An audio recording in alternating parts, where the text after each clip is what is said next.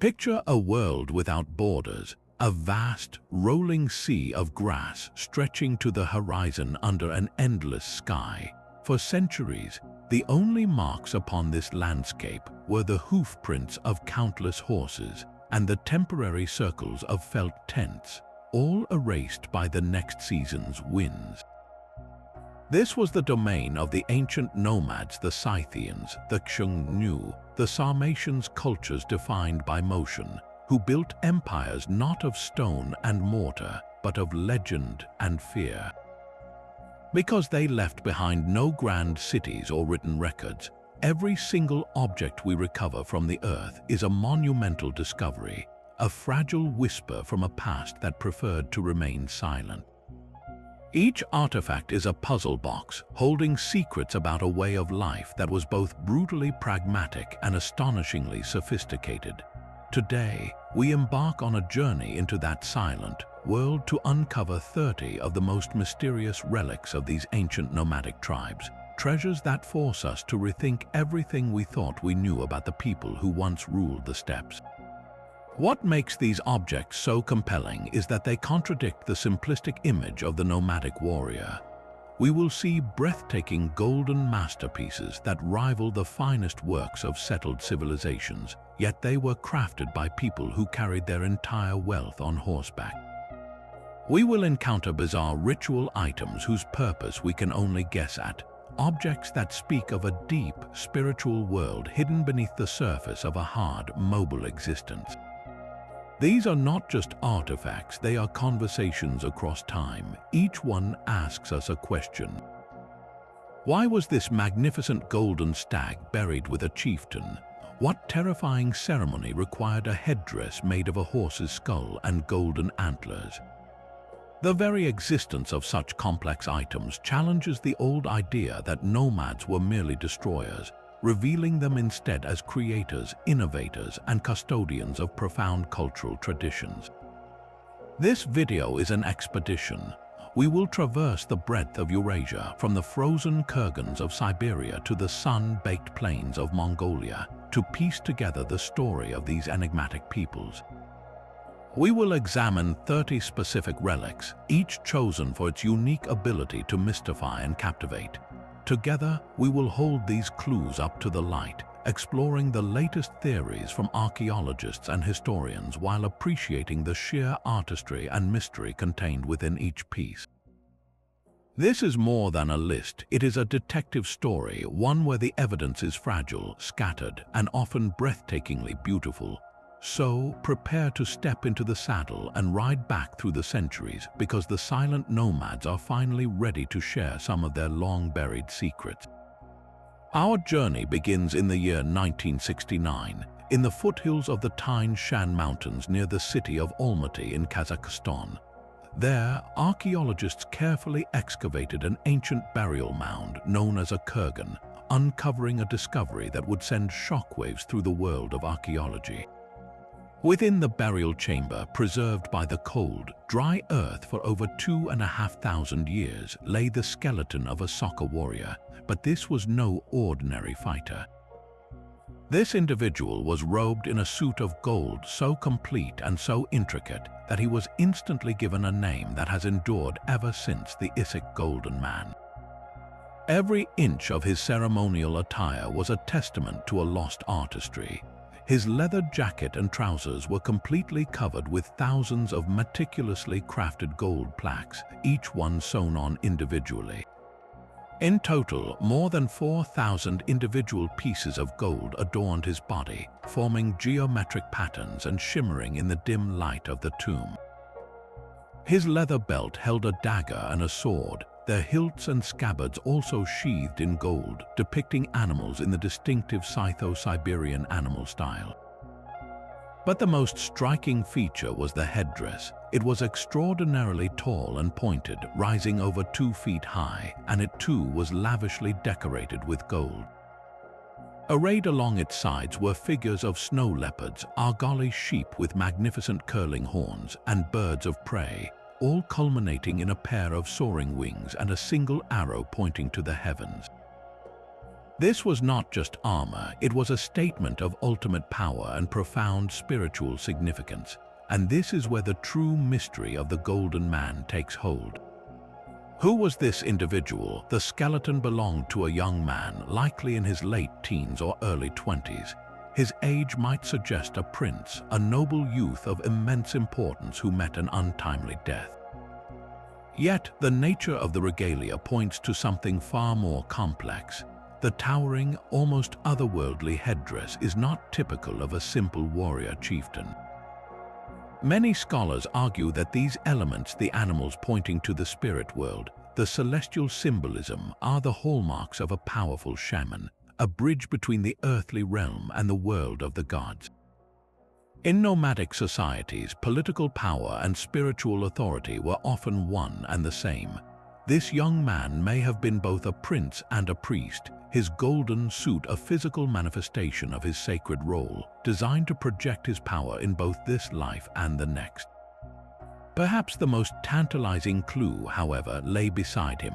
Among the grave goods was a silver bowl, and etched onto its surface was a short inscription. It consists of 26 characters, a script that is completely unique and has never been seen anywhere else. To this day, despite numerous attempts by the world's best linguists and cryptographers, the Issyk inscription remains undeciphered. It is a ghost of a language, a silent message from the Saka people themselves. Does it record the warrior's name and titles? Is it a magical incantation meant to guide his soul? Or could it be proof that these so-called barbarians of the steppe possessed a form of literacy that has been entirely lost to history?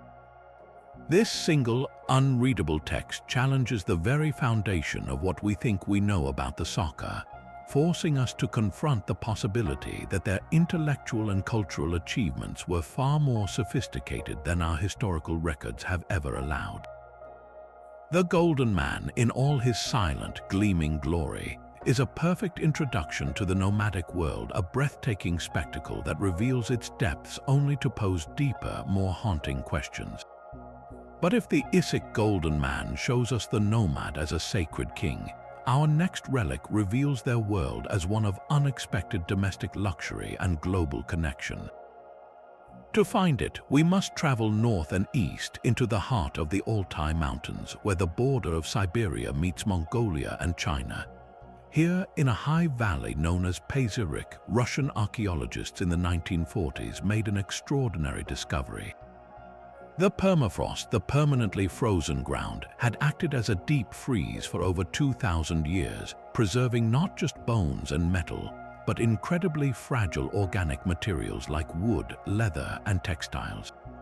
Inside these frozen tombs or kurgans, they found an entire frozen world, and among its greatest treasures was a rolled-up carpet. But this was no simple rug. When they carefully unrolled it, they realized they were looking at the oldest known pile carpet in the entire world. The Pazyryk Carpet is a masterpiece that stuns the viewer with its complexity and vibrant artistry. Measuring about 6 feet by 6 feet, it is a rich red field bordered by multiple intricate bands. The central panel features a grid of stylized flowers, while the main borders are a procession of majestic elk, their antlers swept back as if they are moving with a powerful, graceful speed.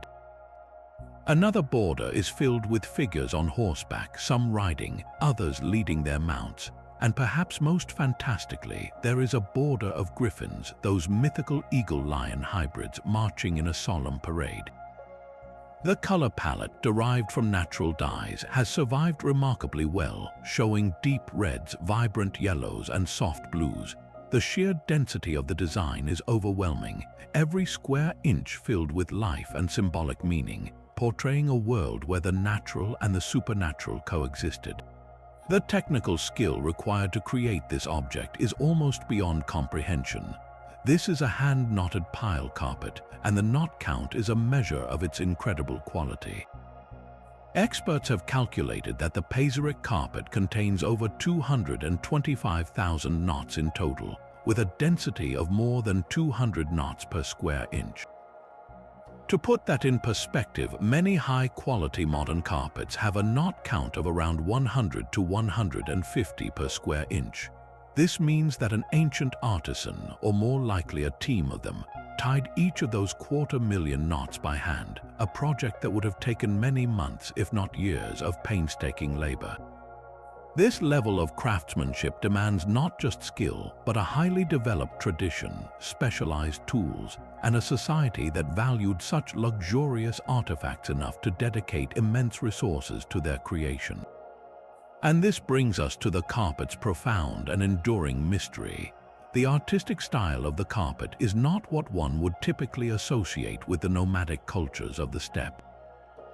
The motifs, the griffins, the precise floral patterns are unmistakably reminiscent of the art of the Achaemenid Persian Empire, the superpower of that era centered far to the southwest. So how did a distinctly Persian-looking carpet end up frozen in a Scythian chieftain's tomb in the remote Altai Mountains? Historians have debated this for decades. One theory is that it was a luxury trade item, carried thousands of miles along ancient routes, a testament to the vast trade networks that connected the seemingly isolated steppe nomads to the great civilizations of Persia and beyond. Another possibility is that it was a diplomatic gift, a present from a Persian king to a powerful nomadic leader, meant to secure an alliance or peaceful borders. But there is a third, more revolutionary theory.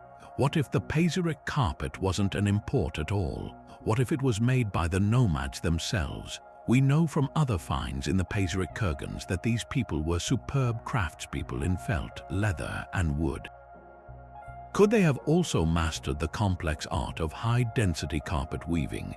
Perhaps they adopted and adapted Persian artistic styles to their own tastes, creating a unique hybrid art form. This theory forces us to completely abandon the stereotype of the nomad as a mere consumer of settled civilization's goods. Instead, it suggests a culture with its own sophisticated aesthetic sensibility and the technical prowess to produce one of the most demanding luxury items of the ancient world.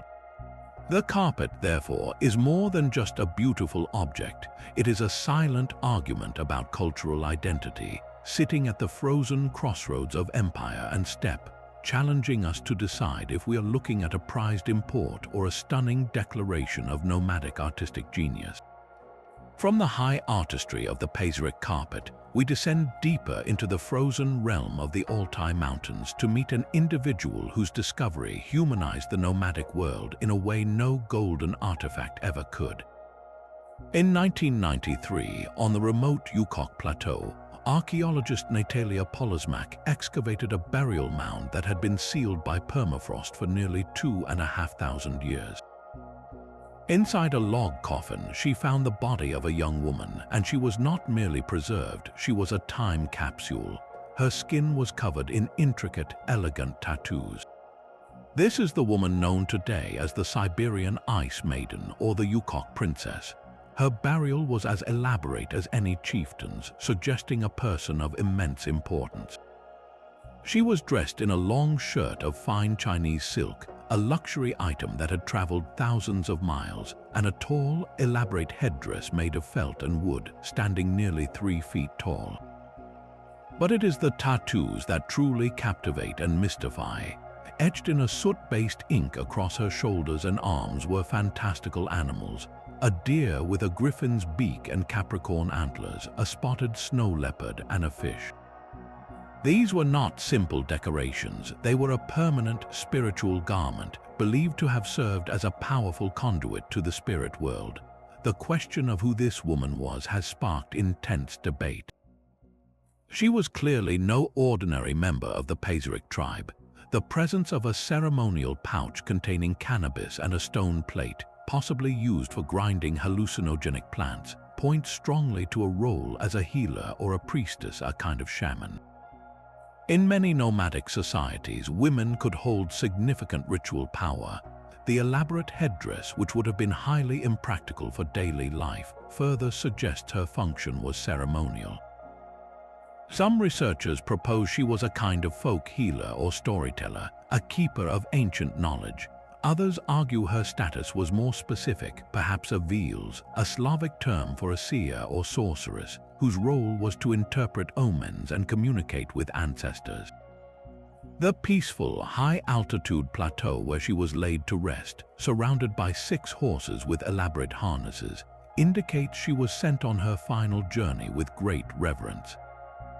The Ice Maiden forces us to look past the warrior stereotype and see a society with complex spiritual roles, where a woman's authority could be as profound as any warrior's strength, her body a living map of her people's mythology. Now, let's travel thousands of miles west from the frozen Altai to the vast grassy steppes of modern-day Ukraine, to a massive burial mound known as the Chertomlyk Kurgan. Excavated in the 19th century, this was the tomb of a powerful Scythian king, and among the staggering wealth of gold and silver found within was one object that perfectly encapsulates the dynamic relationship between the nomadic steppe and the settled classical world, the Chertomlyk Amphora.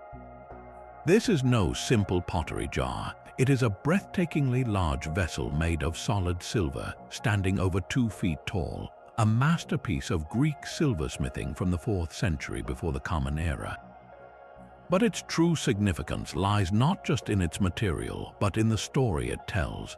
The entire surface of the amphora is decorated with exquisitely detailed scenes in relief, depicting a subject the Scythians knew better than anyone: horses. We see scenes of Scythians interacting with these animals, but not in the chaos of battle. Instead, we witness a surprisingly gentle and intimate process. One band shows a Scythian warrior tenderly bandaging the leg of a horse.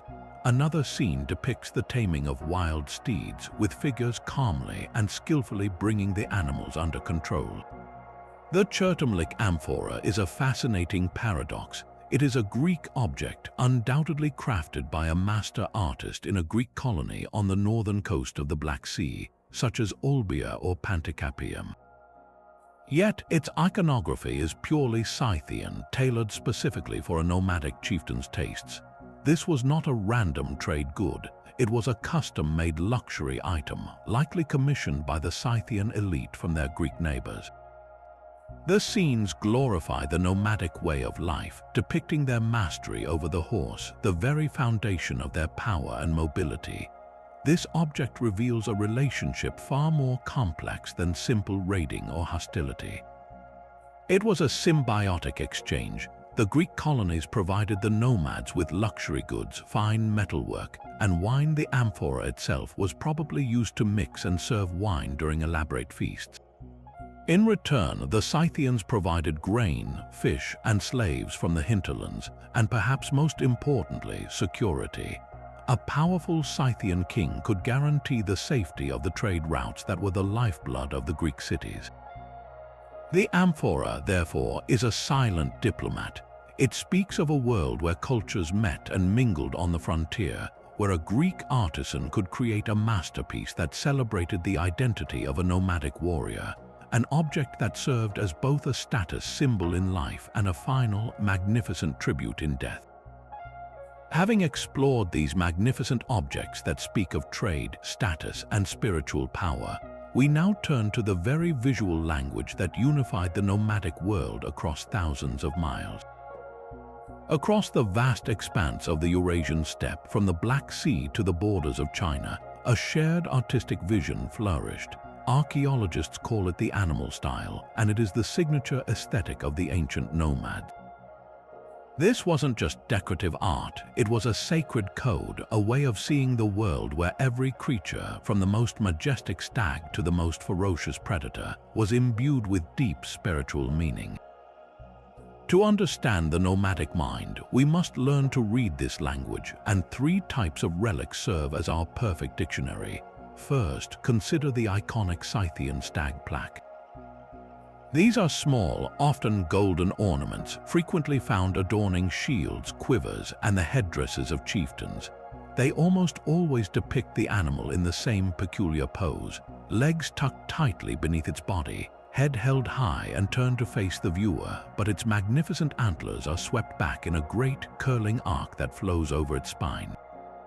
This is not a naturalistic posture. You would never see a real stag lying like this. This is a stylized form, a symbol. The stag was a profoundly sacred animal across Eurasian mythologies, often seen as a messenger to the upper world or a guide for the soul in the afterlife. The curled pose may represent the animal in a state of dynamic potential, like a coiled spring, containing the energy for its great leaps. Alternatively, the sweeping antlers, resembling tree branches or even flames, could connect the stag to ideas of growth and celestial power. Placing this symbol on a shield wasn't just for beauty. It was a form of spiritual armor, invoking the speed, grace, and sacred authority of the stag to protect the warrior in battle. If the stag represents a connection to the celestial, our second relic embodies raw, earthly power and ferocity. Journey to the Archaean tomb burial in the Republic of Tuva, where archaeologists uncovered a royal tomb untouched by looters. Among the 20 pounds of golden artifacts that covered the chieftain and his companion was a stunning collection of golden panthers. These big cats are depicted in a much more aggressive style than the serene stags. They are shown snarling, their bodies coiled with muscular tension, often with their tails curled into a perfect circle. The panther, or snow leopard, was the undisputed master of the mountainous landscapes these people called home. It symbolized stealth, strength, and lethal authority. Adorning oneself with the image of a panther was a clear declaration of these very qualities. It was a statement that the wearer possessed the fearsome power of the apex predator. But there might be a deeper layer. In many shamanic traditions, powerful predators were seen as spirit helpers or familiars. A chieftain covered in golden panthers may have been proclaiming not just his own strength, but that he had the potent spirit of the leopard fighting alongside him, a supernatural ally in both warfare and leadership. This brings us to the most puzzling and intellectually fascinating aspect of the animal style, the phenomenon of zoomorphic transformation. These are artifacts where the artist has playfully, or perhaps mystically, combined two or more animals into a single, impossible form. A common example is a belt buckle that at first glance looks like a coiled wolf, but look closer and the wolf's ear is also the beak of a bird, while its tail transforms into the head of a ram. Another might show a fish whose scales are actually the bodies of tiny griffins. This is far more than just artistic whimsy. Many experts believe these complex transformations are direct visual representations of core shamanic beliefs, specifically the concept of shape-shifting.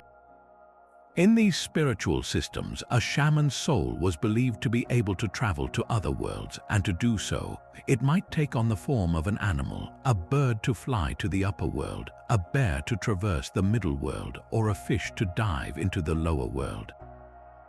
An artifact that blends multiple creatures could be a talisman intended to grant the wearer the combined powers and abilities of all those animals.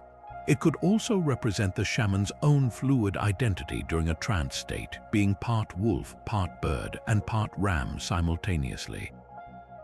These objects challenge our linear way of seeing the world, inviting us into a nomadic mindset where boundaries between species were porous and the spirit could wear many skins. Yet the nomadic world was not confined to the frozen north. Its influence stretched into the heart of Asia, where its rulers amassed treasures that tell a story of global fusion. In the autumn of 1978, a Soviet-Afghan archaeology team led by Viktor Saryany was working near the village of Tillya Tepe, which literally means Golden Hill in northern Afghanistan. Just as their excavation season was ending, they made a discovery that would eclipse all others. Beneath the ruins of a much later temple, they found 6 undisturbed shaft tombs, the burials of 5 women and 1 man from the 1st century of the Common Era. And when they peered inside, they were met with a sight that defied belief. The occupants were literally buried in gold. This was the Tillya Tepe hoard, a collection of over 20,000 individual gold ornaments that had lain hidden for 2,000 years. The man, likely a chieftain or king, was buried with his sword and a magnificent golden sheath. But it was the women's tombs that revealed an almost unimaginable level of wealth and status.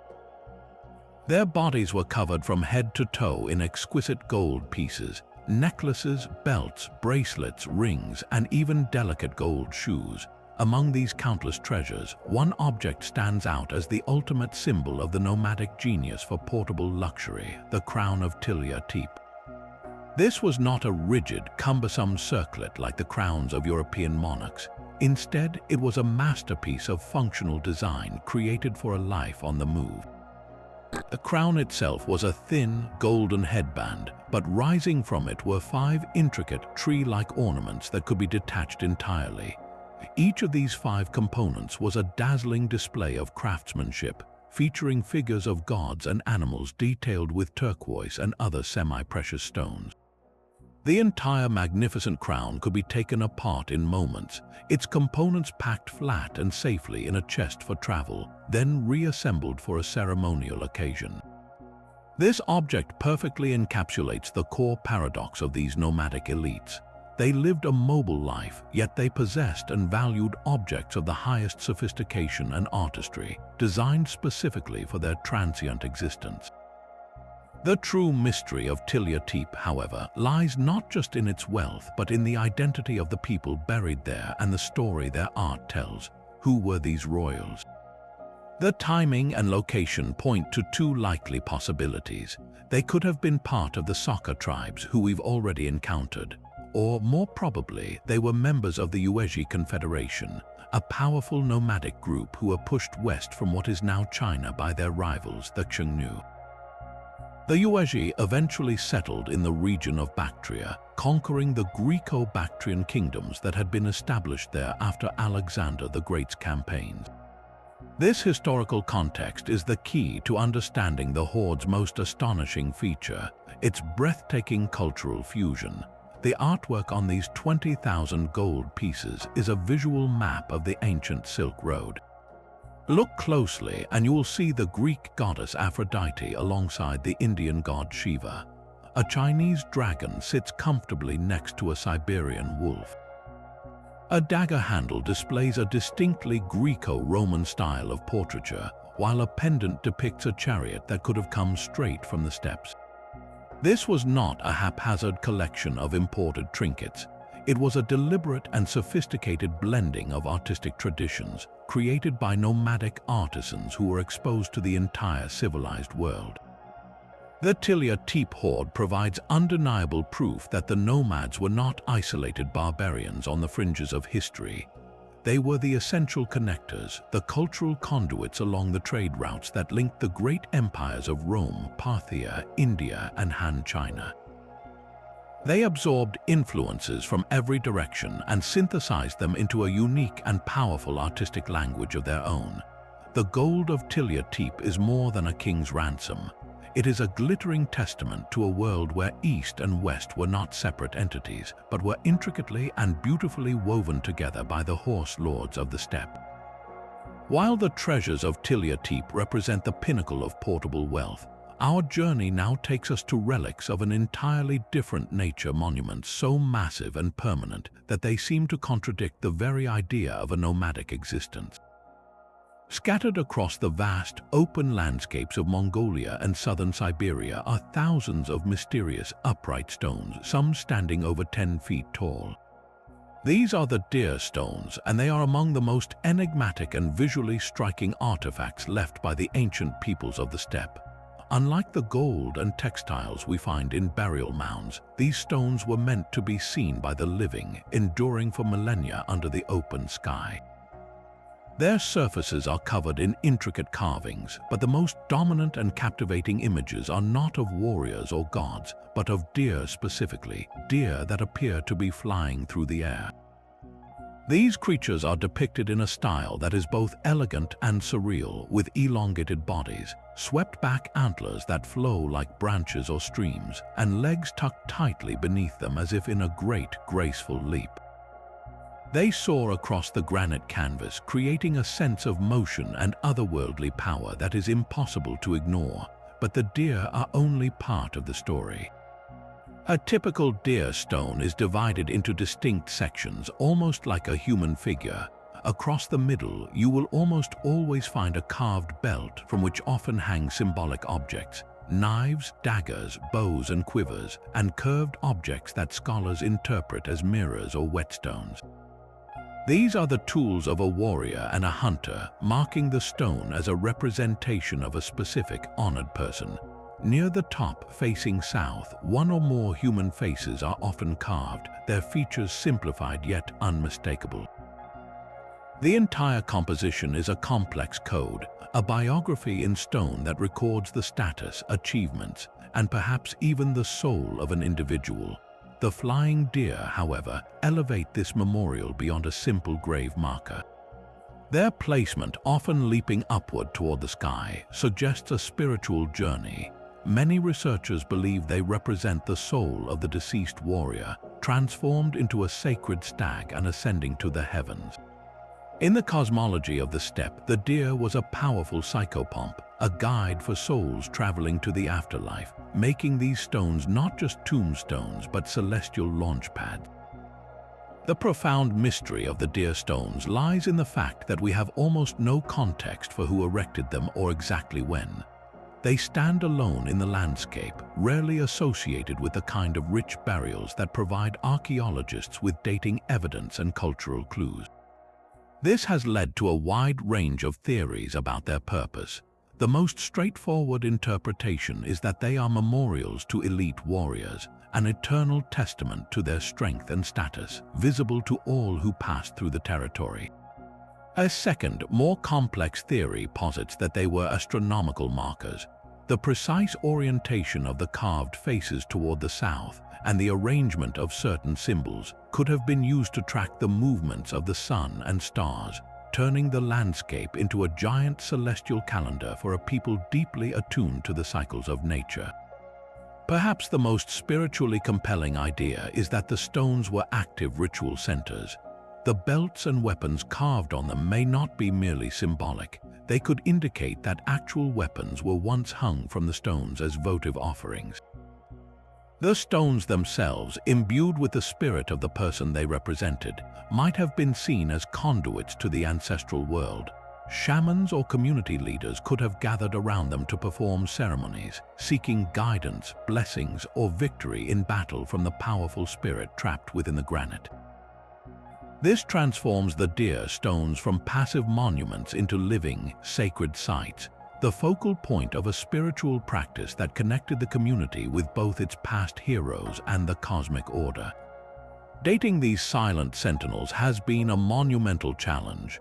The current best estimate, based on stylistic comparisons with artifacts from excavated sites and a handful of radiocarbon dates from associated ritual deposits, places their creation in the late Bronze Age and early Iron Age, roughly from the 13th to the 6th centuries before the Common Era. This is a critical period that precedes the rise of the great historically documented nomadic empires like the Scythians and the Xiongnu. This timing is incredibly significant. It suggests that the deer stones are the work of earlier, foundational cultures, perhaps the progenitors of the later nomads. They represent a time when these societies were developing the complex belief systems, social hierarchies, and artistic traditions that would later flourish on the steppe. The deer stones, therefore, are not relics of the nomadic empires we know, but rather the root from which those empires grew. They are the earliest clear expression of a spiritual and artistic language that would come to define the Eurasian steppe for centuries, a language spoken not in gold or silk, but in enduring stone placed under the infinite sky. While the deer stones stand as monumental declarations in the landscape, our next group of relics offers a much more personal and portable window into the nomadic world. To find them, we journey southeast from the grassy plains of Mongolia into a very different environment, the harsh, sandy expanse of the Ordos Desert, a region that forms a great loop in the Yellow River in what is now Inner Mongolia, China. For centuries, this area was a turbulent crossroads, a borderland fought over by the settled empires of China and the powerful nomadic confederations of the steppe, most notably the Xiongnu. And it is here that a unique and mysterious collection of artifacts has been unearthed, known collectively as the Ordos bronzes. These are not the massive, ceremonial vessels of the Chinese court. They are small, intricate, handheld objects, mostly cast in bronze, that feel incredibly personal. They include belt plaques, dagger hilts, harness ornaments, and free-standing figurines, all depicting a vibrant world of animals and warriors. The artistry of these pieces is immediately striking. We see battling stallions, their bodies intertwined in a dynamic struggle. There are tense, coiled tigers ready to pounce on an unsuspecting yak. Mythical beasts like griffins with curled beaks snarl alongside more common animals of the steppe. Human figures appear too, often shown as mounted archers in the heat of the chase. The style is characterized by a powerful sense of motion and a love for filling the entire space of the object with intricate, swirling patterns. But the moment you try to pin down the cultural identity of the Ordos bronzes, the mystery deepens. They are a true artistic hybrid. You can clearly see the influence of the Scythian animal style from the western steppes in the dynamic poses and the emphasis on predator-prey scenes. Yet, there are also distinct elements borrowed from the Chinese states to the south, such as certain geometric patterns and the use of inlay with materials like turquoise or malachite. At the same time, some motifs feel uniquely Siberian. This fusion makes it nearly impossible for scholars to say, this object is purely Xiongnu, or this was made by a Chinese artisan. They exist in a cultural middle ground, a product of the constant interaction and exchange that defined this frontier zone. This blurring of cultural lines is the central puzzle of the Ordos bronzes. For a long time, historians viewed the Xiongnu through the lens of their enemies, the Chinese, who portrayed them as ruthless, cultureless barbarians, a faceless horde threatening civilization. The Ordos bronzes completely dismantle this stereotype. They reveal the Xiongnu as a people with a sophisticated artistic sensibility and a complex spiritual world. These small objects were not just decorations, they were integral to daily life and identity. A belt plaque featuring a powerful tiger wasn't merely attractive, it was a symbol of strength and protection worn close to the body. A harness ornament showing a successful hunt proclaimed the wearer's skill and connection to the natural world. These portable masterpieces show that even for a people constantly on the move, art and beauty were not luxuries but necessities, woven into the very fabric of their existence. The mystery of who exactly crafted these objects opens up fascinating possibilities. One theory suggests they were produced by skilled metalworkers within the Xiongnu Confederation itself, who freely borrowed and blended artistic ideas from all their neighbors to create a unique visual language for their emerging empire.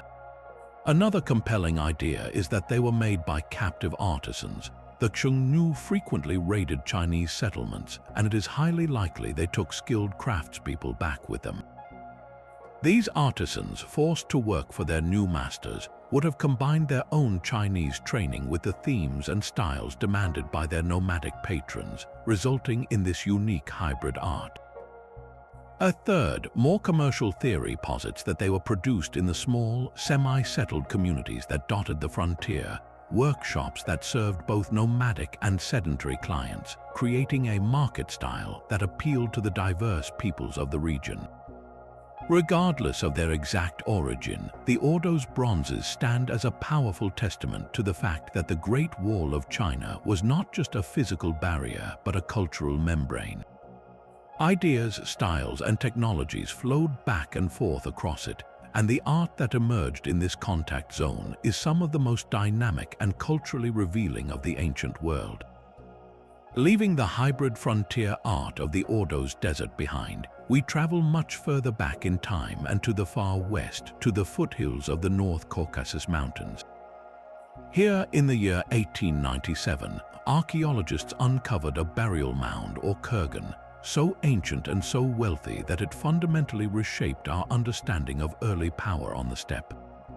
This is the makeup kurgan, dating to an astonishing 3,500 years before the Common Era, a time before the Great Pyramids of Giza were even built. The chieftain buried within was laid to rest with a level of opulence that seems almost otherworldly for such a remote era. But among the countless gold and silver vessels, the beads of carnelian and turquoise, one set of relics stands out for its sheer symbolic weight, a collection of precious bull figurines.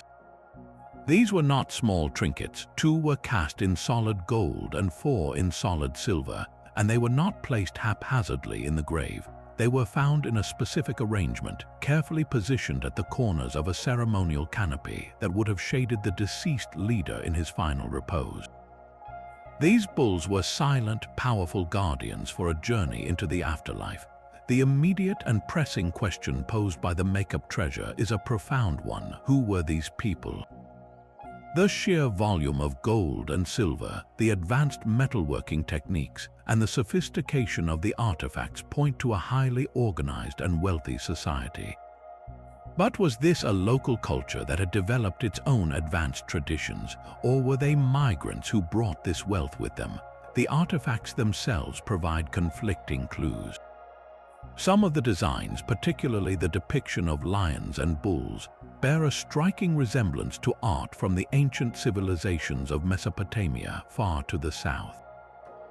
This has led to a compelling theory that the makeup chieftain might have been a tribal leader with extensive trade connections to the urban centers of the Near East, or perhaps even a migrant prince from that region who carved out a new kingdom in the north. Alternatively, the makeup culture could represent a powerful indigenous society that was a crucial link in a vast exchange network, receiving luxury goods and artistic ideas from the south and translating them into their own unique cultural language.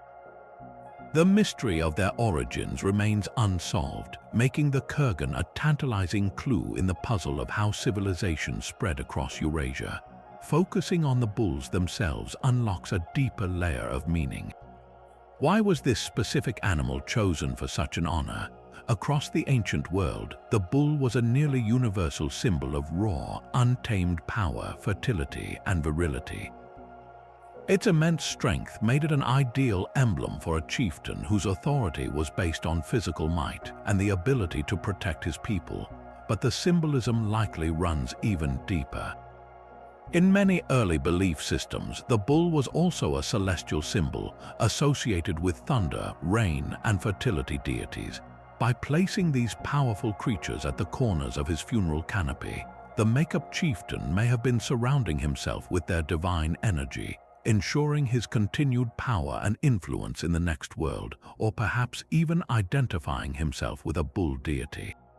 This practice creates a direct and powerful link to later nomadic traditions. Thousands of years later, we see the Scythians and other steppe cultures adorning their gear with powerful animals like stags, panthers, and griffins, a clear continuation of this idea that a leader's spiritual and political authority could be channeled and amplified through the image of a potent animal totem.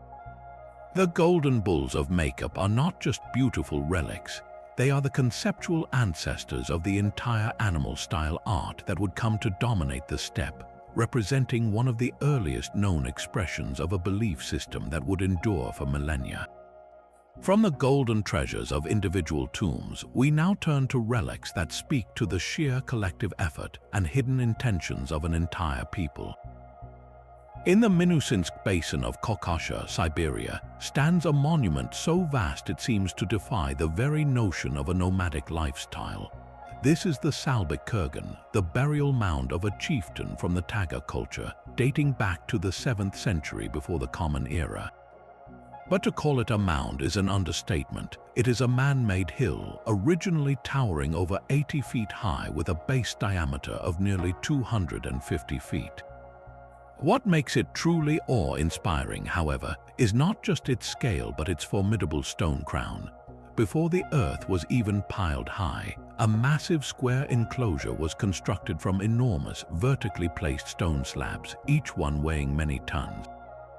These megaliths were dragged from a quarry miles away and erected to create a sacred precinct, a stark, geometric fortress for the dead that dominates the flat landscape to this day.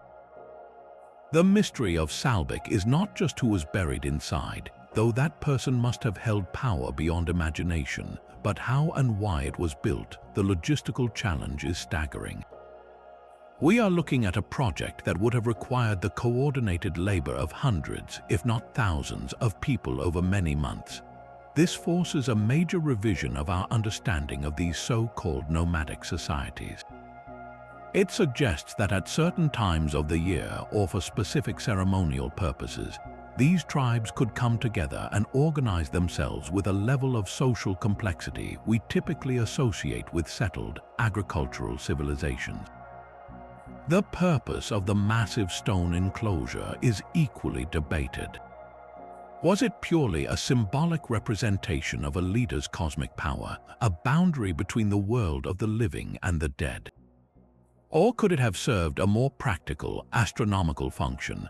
Some researchers note that the alignment of the slabs corresponds with key solar positions, suggesting the kurgan was not just a tomb but a giant celestial observatory, connecting the deceased leader's spirit directly to the cycles of the sun and stars. Now let's shift from this colossal public declaration of power to a secret hidden in the dark. Hundreds of miles to the southeast, deep within the Ajax cave in the Altai Mountains, archaeologists made a discovery that presents the complete opposite picture.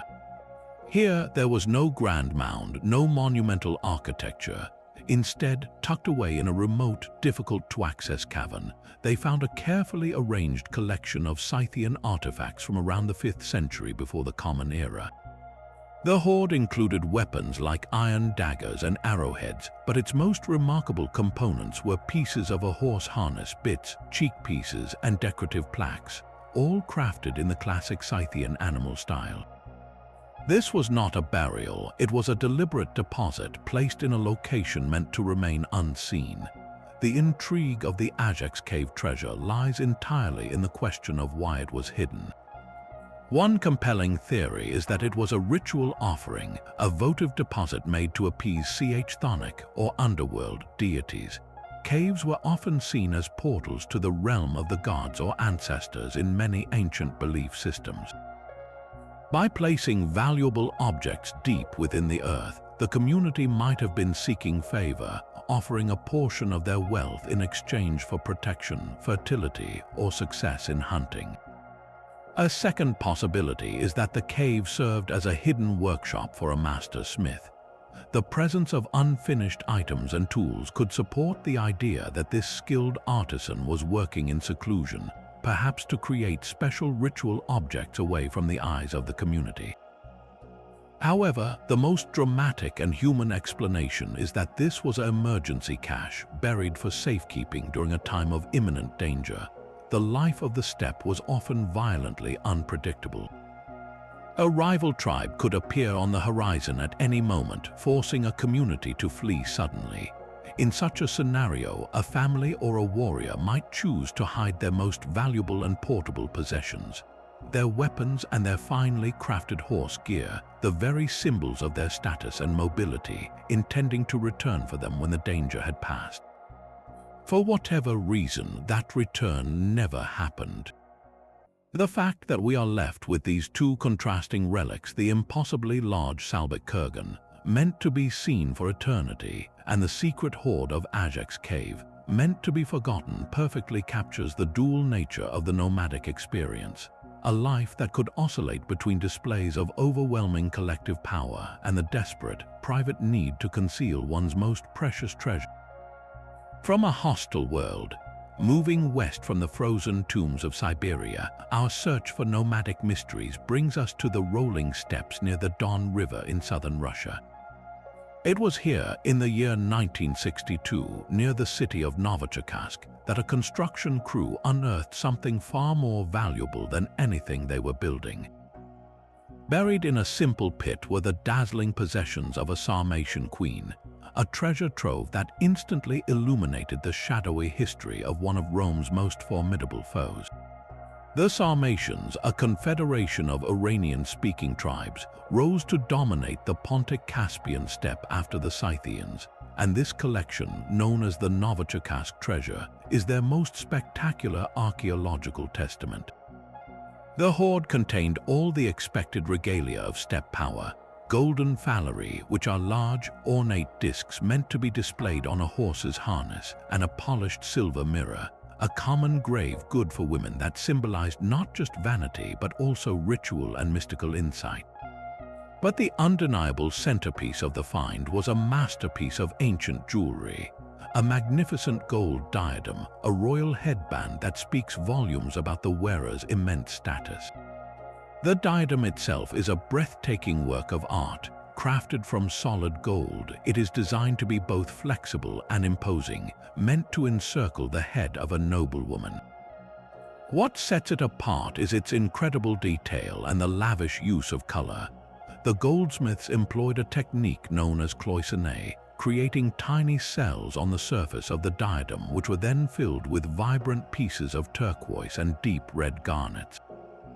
This play of brilliant gold against the blue and red stones would have created a stunning visual effect, catching the light with every movement. But the true narrative of the diadem is told through the scenes depicted in gold wire that weave between these gemstones. We see a world in miniature, a dramatic cycle of life and death played out by mythical beasts. The most prominent scene shows a griffin, a creature with the body of a lion and the head and wings of an eagle, in the act of violently attacking a stag. The griffin is all ferocious energy, its claws digging into the stag's back while the noble deer contorts in a graceful, desperate struggle. This is not a random decoration, it is a powerful symbolic story frozen in gold. So what epic tale or myth is being illustrated here? The motif of a predator attacking a prey animal is a classic theme in steppe art, but the use of mythical creatures like griffins elevates it from a simple scene of nature to the realm of cosmology. Many experts believe these scenes represent a fundamental belief in the eternal cycle of conflict and renewal, a cosmic struggle between the forces of the upper world, often symbolized by birds of prey and griffins, and the creatures of the middle, earthly world like stags and herbivores. The griffin, combining the king of the beasts with the king of the birds, was a symbol of ultimate divine power. Its victory over the stag could symbolize the necessary sacrifice that maintains the world's balance, or perhaps the triumph of the spirit, represented by the griffin, over the mortal, earthly realm, represented by the stag. For the woman wearing this diadem, these scenes may have been more than just decoration. They may have been a declaration of her understanding of, and perhaps even her authority over, these cosmic forces. She was not just a noblewoman, she was a participant in the great spiritual drama of her people. The Novichokazk treasure does more than just present us with beautiful art. It confirms the historical reality of the powerful Sarmatian elite, and specifically the high status of women within their society. The Sarmatians were renowned for their heavily armored cavalry, the cataphracts, who would later become a major thorn in the side of the Roman Empire. Greek and Roman historians like Herodotus even recorded legends of the Sarmatians' origins, claiming they descended from a group of Amazons and Scythian men, which may explain the notable prominence of women in their archaeology. The Novichokazk diadem is not an isolated find. It belongs to a pattern of rich burials for Sarmatian women, many of whom were buried with weapons, signaling that they could hold positions of both political and military power. This treasure solidifies the image of the Sarmatians not as a faceless horde, but as a complex, stratified society with a wealthy aristocracy that valued spectacular displays of status. The gold used in the diadem and phalleri likely originated from trade or tribute exacted from the Greek colonies on the Black Sea coast, and later from their conflicts with Rome. When we look at the Novichokazk diadem, we are therefore looking at more than a queen's finery. We are looking at the economic and military might of a nomadic confederation that grew so powerful it could stare down the legions of the Roman Empire and demand respect. Yet the Pazyryk culture's mastery over their environment becomes even more astonishing when you consider what else they chose to take into the afterlife. Beyond the carpet, these frozen tombs contained entire chariots, disassembled but perfectly preserved, with large, spoked wheels and canopies designed for elite passengers. The felt hangings that adorned the tomb walls were not plain. They were elaborate tapestries, one famously depicting a magnificent, repeating scene of a goddess on a throne receiving a rider. This was a society that could transport and reassemble complex vehicles in a high mountain valley, and whose artisans could transform simple wool into sophisticated narrative art. Perhaps the most telling clue to their social structure, however, lies in the horses themselves. The Pazyryk people buried their dead with entire herds. In one kurgan, the bodies of 10 horses were found, each wearing elaborate, grotesque masks made of leather, felt, and wood, transforming them into mythical creatures like griffins or deer. These were not just any horses. Analysis shows they were a specific, prized breed, all geldings, indicating a highly controlled and selective breeding program. This points to a stratified society with a powerful elite capable of commanding immense resources, not just the labor to build the massive kurgans, but the specialized knowledge to manage large herds of high-status animals, all for the sole purpose of a single, spectacular funeral. This leads us to the deepest and most intimate mystery of the Pazyryk people, their spiritual world, which seems to have been intensely focused on achieving altered states of consciousness. Within the tombs, archaeologists discovered a collection of small, portable tents and intricate bronze censers, clearly designed for a life on the move. And alongside these items were the very tools for transcending ordinary reality. A pouch found with one of the burials contained a cache of cannabis seeds, along with a small, decorated leather tent frame that would have held a felt covering, creating a small, enclosed space for inhalation. Even more potent, they found evidence of a hallucinogenic mushroom, Amanita muscaria, the iconic red and white speckled fly agaric. The combination is profound. It suggests a shamanic tradition where ritual specialists would use these substances in a controlled, ceremonial setting to journey into the spirit realm. The purpose of these voyages was likely to communicate with ancestors, divine the future, or seek healing for the community. This spiritual practice, centered on the horse and the visionary experience, may have been the very glue that held their society together, providing a cosmic justification for the authority of their chieftains and a shared belief system that gave meaning to their challenging existence. The Pazyryk culture, therefore, stands as a complete package, a people who are not just surviving in the Altai, but thriving there, building a sophisticated, spiritually rich society that blended brutal practicality with a profound and beautiful connection to the unseen world.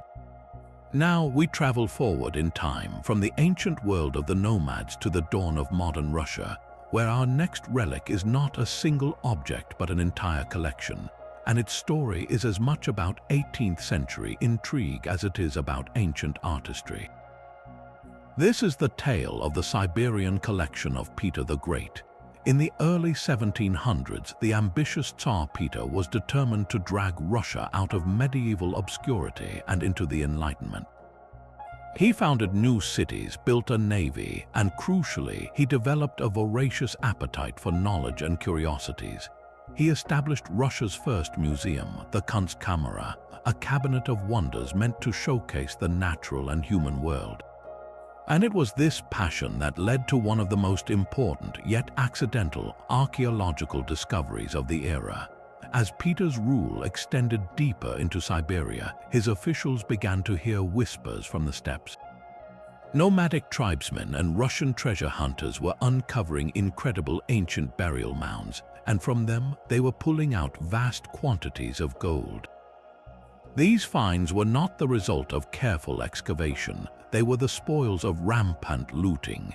The Siberian governor, Prince Matvey Gagarin, seeing an opportunity to win the Tsar's favor, began to systematically acquire these plundered treasures. He sent agents to buy the most spectacular pieces from the looters, effectively creating a state-sanctioned collection of stolen goods. The artifacts poured in: heavy gold belt buckles depicting coiled panthers, intricate pectoral plaques showing stags being attacked by griffins, and delicate ornaments shaped like mountain goats. For Peter, these were more than just pretty trinkets. They were tangible proof of Russia's ancient and glorious history, a history that could rival the classical antiquities of Europe. He issued a series of decrees, or ukases, ordering that all such finds be sent directly to his capital, St. Petersburg, in an attempt to curb the destruction and centralize these national treasures. This marked a pivotal, albeit messy, beginning for the science of archaeology in Russia. Among the hundreds of items that made up Peter's collection, one stands out for its breathtaking narrative quality: the golden comb from the Soloka kurgan in Ukraine. This is not a comb for hair in the ordinary sense. It is a solid gold sculptural masterpiece about 7 inches tall, designed to be worn as a decorative piece on a Scythian chieftain's headdress or as a ceremonial object. The scene it depicts is frozen in a moment of intense, dynamic struggle. 3 warriors are locked in combat, 2 of them on foot and clad in detailed Grecian-style armor. Helmets, tunics, and trousers are desperately fighting a 3rd warrior who is mounted on a powerful, rearing horse. The mounted Scythian warrior grips his spear, poised to deliver a final, lethal thrust against one of the foot soldiers, who in turn tries to defend himself with a short sword. The level of detail is astonishing. You can see the muscles straining on the horse's neck, the intricate scales on the armored corselets, and the expressions of grim determination on the faces of the combatants. The mystery of the Soloka comb lies in interpreting this dramatic scene. Is it a generic depiction of the eternal struggle between the civilized, settled world, represented by the Greek hoplites, and the wild, untamable power of the nomadic steppe rider?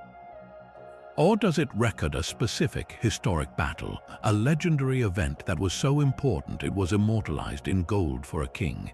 The artistic style is once again a fascinating hybrid. The subject matter is purely Scythian, celebrating the equestrian warrior ethos that defined their culture. Yet the craftsmanship, the naturalistic rendering of the human form and the horse's anatomy is unmistakably Greek. It was almost certainly made by a Greek goldsmith living in a Black Sea colony, expertly tailoring his work to the tastes of his powerful Scythian patrons.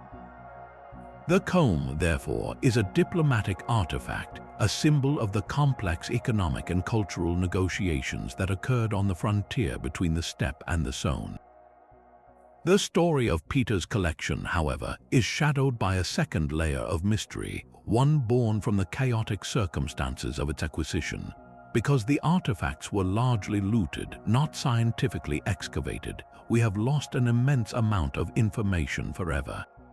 We don't know which objects were found together in the same burial, a crucial detail that would tell us about ritual practices and social status.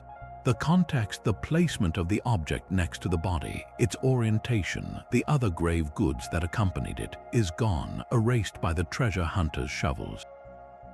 For instance, was the Soloka comb found near the head of a chieftain, confirming its use as a headdress ornament, or was it placed elsewhere? We will never know.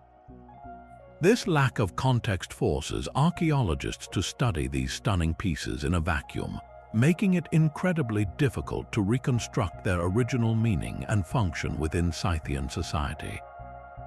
The Golden Hoard of Peter the Great is thus a bittersweet legacy. It preserved a stunning array of nomadic art from being melted down into bullion, giving us an unparalleled glimpse into their artistic genius. But it also represents one of the first great acts of archaeological destruction, a reminder that the race to understand the past has often been a race against those who would plunder it for profit, leaving behind beautiful objects shrouded in permanent silence. But while the Scythian kurgan shows us a monumental tomb, our journey now takes us to a site where the stones themselves, not the earth piled upon them, hold the primary mystery. Far to the west, in the foothills of the Ural Mountains, the landscape is dotted with structures of a very different character. Here, we find not colossal burial mounds, but enigmatic arrangements of massive stones, circles, aligned menhirs, and curious geometric formations that stand in silent, imposing clusters. These are the megaliths of the Urals, and they present a puzzle that has challenged archaeologists for decades. Unlike the kurgans, which are clearly funerary, the purpose of these stone sentinels is profoundly ambiguous. They are attributed to ancient, likely semi-nomadic cultures who inhabited this region thousands of years ago, and their very existence forces us to consider a dimension of nomadic life that goes beyond portable art and burial rituals, the deliberate, permanent marking of the land itself. The most famous of these sites is a complex known as the Russian Stonehenge near Lake Turgoyak. While not on the same scale as its British counterpart, the comparison is understandable. We see circles of upright stones, some weighing several tons, carefully placed in patterns that seem far from random. Nearby, there are solitary menhirs standing like silent watchmen, and intriguing configurations of stone that form rough outlines or avenues.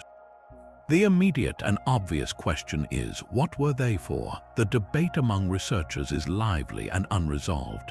One compelling theory is that they served as astronomical observatories. Certain alignments of the stones appear to correspond with the rising and setting points of the sun during the solstices and equinoxes. For a pastoral people whose lives were dictated by the seasons, the movement of herds dependent on fresh grass, the ability to accurately track the solar cycle would have been of paramount importance. These stone calendars would have allowed them to predict the changing seasons with precision, turning the site into a crucial tool for survival. Yet the celestial explanation is only one piece of the puzzle. The arrangement and effort involved suggest a powerful ceremonial function. The circular formations, in particular, evoke a sense of a sacred space, a natural amphitheater for community gatherings. It is easy to envision shamans conducting rituals within these circles, their voices echoing off the stones as they sought to communicate with the spirits of the sky, the earth, and the ancestors. The sites may have been places for initiation rites, seasonal festivals, or councils where tribal leaders made decisions that would affect the entire community. In this sense, the megaliths were not just practical tools but the spiritual anchors of a mobile society, fixed points on the landscape to which people would return cyclically, a permanent home for beliefs in a life defined by movement. A third, more pragmatic idea is that they acted as territorial markers. Erecting such imposing structures required a massive collective effort, and their presence would have served as a clear, undeniable statement to rival groups. This land, with its pastures and resources, is under our control. They were declarations of identity and power carved not in gold but in granite. This leads to a fascinating and broader speculation. When we look at the megaliths of the Urals, we cannot ignore their striking resemblance to the stone circles and menhirs found across Western Europe, from Stonehenge in England to the Karnak stones in France. These European monuments were built by Neolithic farming societies millennia before the Ural structures emerged. So, are we looking at independent invention or evidence of a far-flung cultural connection? The distances are vast, seeming to make direct contact impossible. However, the Eurasian steppe was not a barrier but a highway, and ideas could travel along it over centuries. It is not inconceivable that a core set of cosmological principles, a shared understanding of the sacredness of stone, the importance of solar cycles, and the power of circular ritual spaces could have spread slowly across the continent, being adopted and adapted by very different cultures.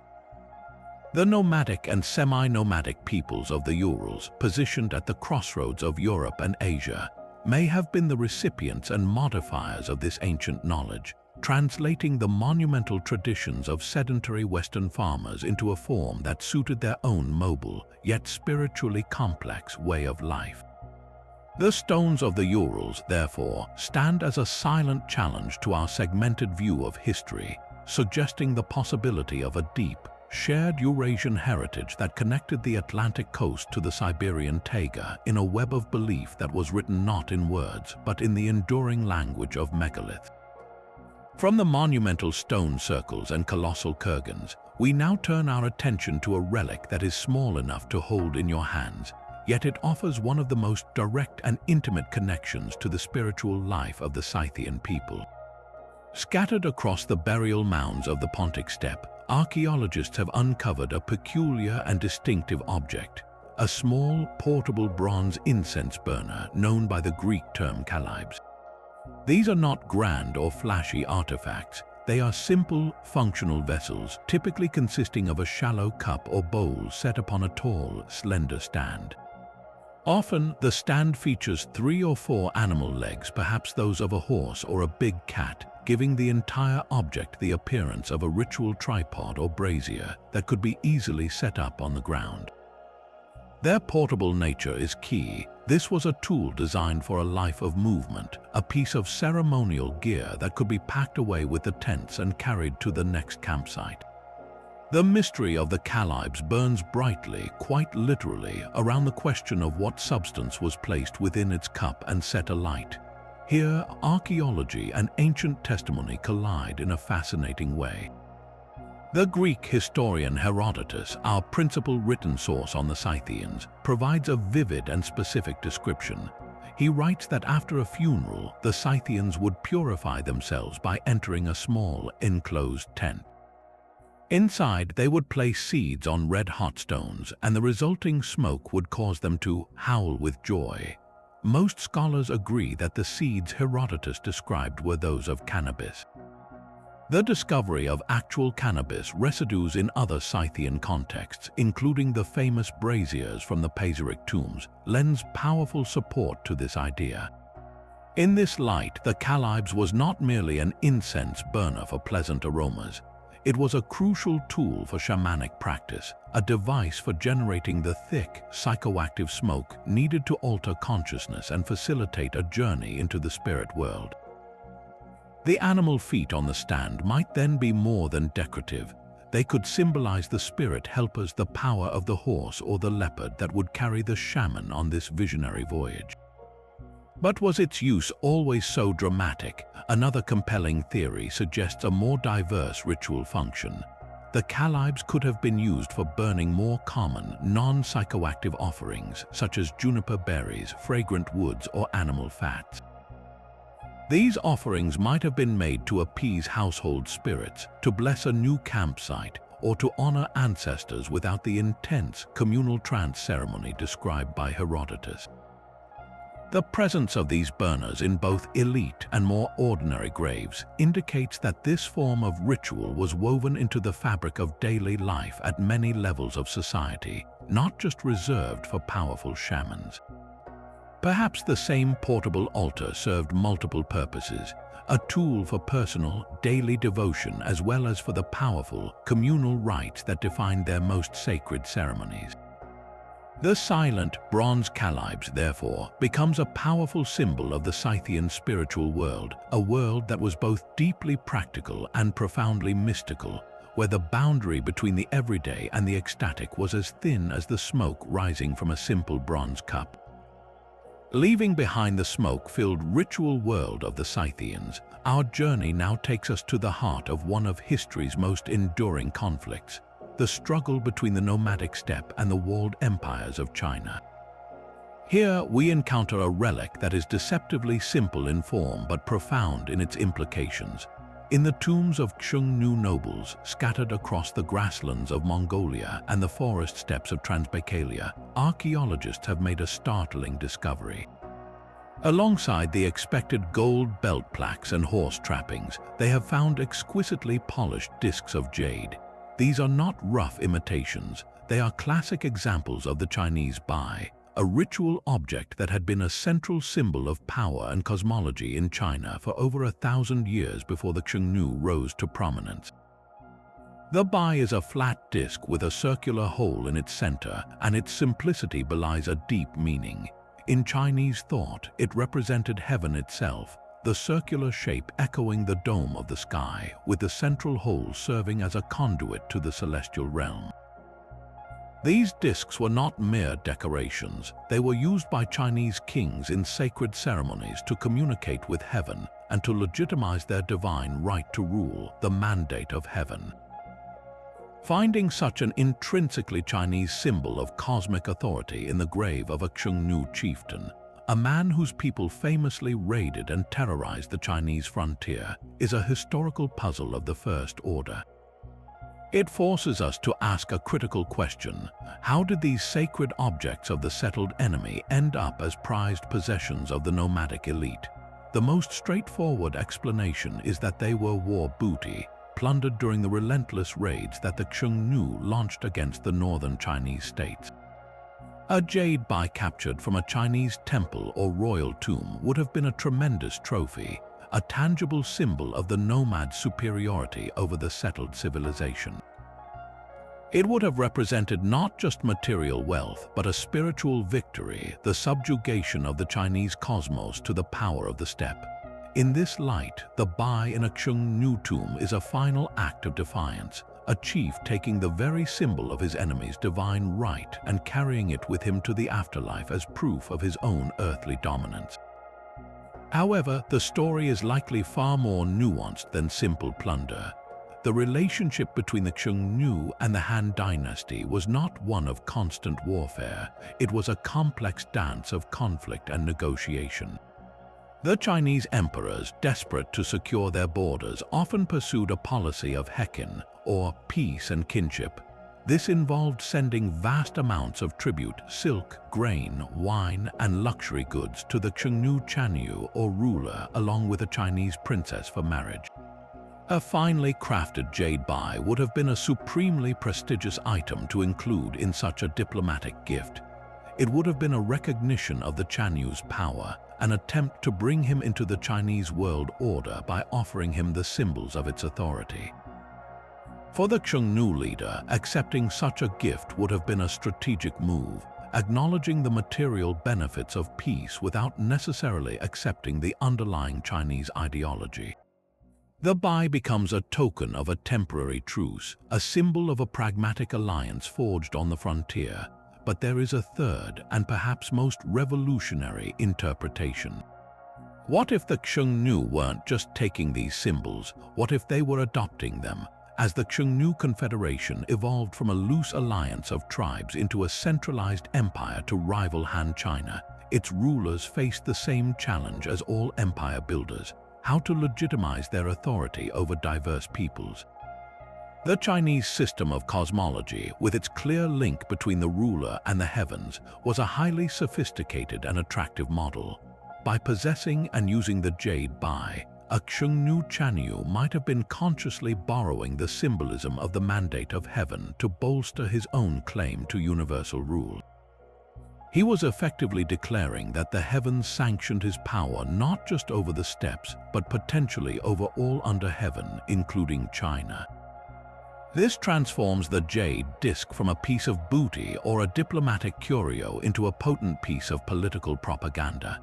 It suggests that the Xiongnu elite were astute politicians who understood the power of symbols and were perfectly capable of appropriating the ideological tools of their rivals to build and sustain their own multi-ethnic empire. The silent jade disc, therefore, sits at the center of a web of possibilities, each one revealing a different facet of the intense, creative, and often violent dialogue between the nomadic world and the settled civilization that would shape the history of Asia for centuries to come. These ceremonial axes are a study in contradiction, a weapon of brutal force transformed into an object of exquisite beauty. Unlike the simple, functional iron axes used in daily life, these were the scepters of the steppe. The wooden shafts, long since decayed, were once sheathed in delicate sleeves of gold foil, etched with intricate patterns, but the true artistry was reserved for the axe head itself. Rather than a plain, wedge-shaped blade, these were cast in bronze or iron into the forms of powerful animals, You might see a snarling panther, its body forming the body of the axe, with the cutting edge emerging from its gaping jaws as if the beast itself were delivering the blow. Another might take the shape of a coiled wolf or a bird of prey with a curved beak that functions as a deadly hook. This fusion of lethal utility and high art tells us that these were not tools for chopping wood, but for symbolizing and perhaps enacting a leader's power. The central enigma is not what they were made of, but what they were actually for. A weapon this ornate and fragile would have been disastrous in the chaos of a real battle. The golden sheath would shatter, the finely cast animal head could snap. This points to a purely ceremonial function. One compelling theory is that they served as a type of royal mace or scepter, a visible badge of command held by a chieftain during councils or when dispensing justice. Their role may have been deeply spiritual. Ancient sources describe Scythian oath-swearing ceremonies that involved solemn pledges made over a sacred axe plunged into a platform of sticks. In this context, the axe becomes a holy object, an arbiter of truth whose violation would bring divine retribution. Some experts even connect them to a specific deity, perhaps a warrior god like the Scythian Ares, who was worshipped in the form of an ancient iron sword planted atop a pile of brushwood. The ceremonial axe could have been a portable representation of such a divine weapon, a direct link to the god of war himself. What truly deepens the mystery, however, is finding these powerful objects in the graves of women. This discovery forces a major shift in our perception of gender roles within these warrior societies. A ceremonial axe buried with a high-status man fits our expected narrative. It's a symbol of his military and political authority. But when a woman is interred with the same object, it suggests her power may have encompassed the same spheres. She may have been a chieftain in her own right, a leader who held command over warriors and whose authority was legitimized by the same symbols. Alternatively, her possession of the axe might indicate a different but equally vital kind of power. As we saw with the Siberian Ice Maiden, women could hold significant ritual authority. The axe may not have represented military command for her, but rather a high priestly role. She could have been the one to preside over the oath-swearing ceremonies, wielding the sacred axe to sanctify treaties and judgments, acting as the ultimate spiritual authority within the tribe. This single artifact, therefore, shatters the simplistic image of the nomadic woman, revealing a society where symbols of supreme authority were not confined to one gender, but were instead available to any individual deemed powerful enough to wield them in this life and the next. Shifting our focus westward, we arrive at a crossroads of empires and a treasure that embodies the chaotic genius of the migration period.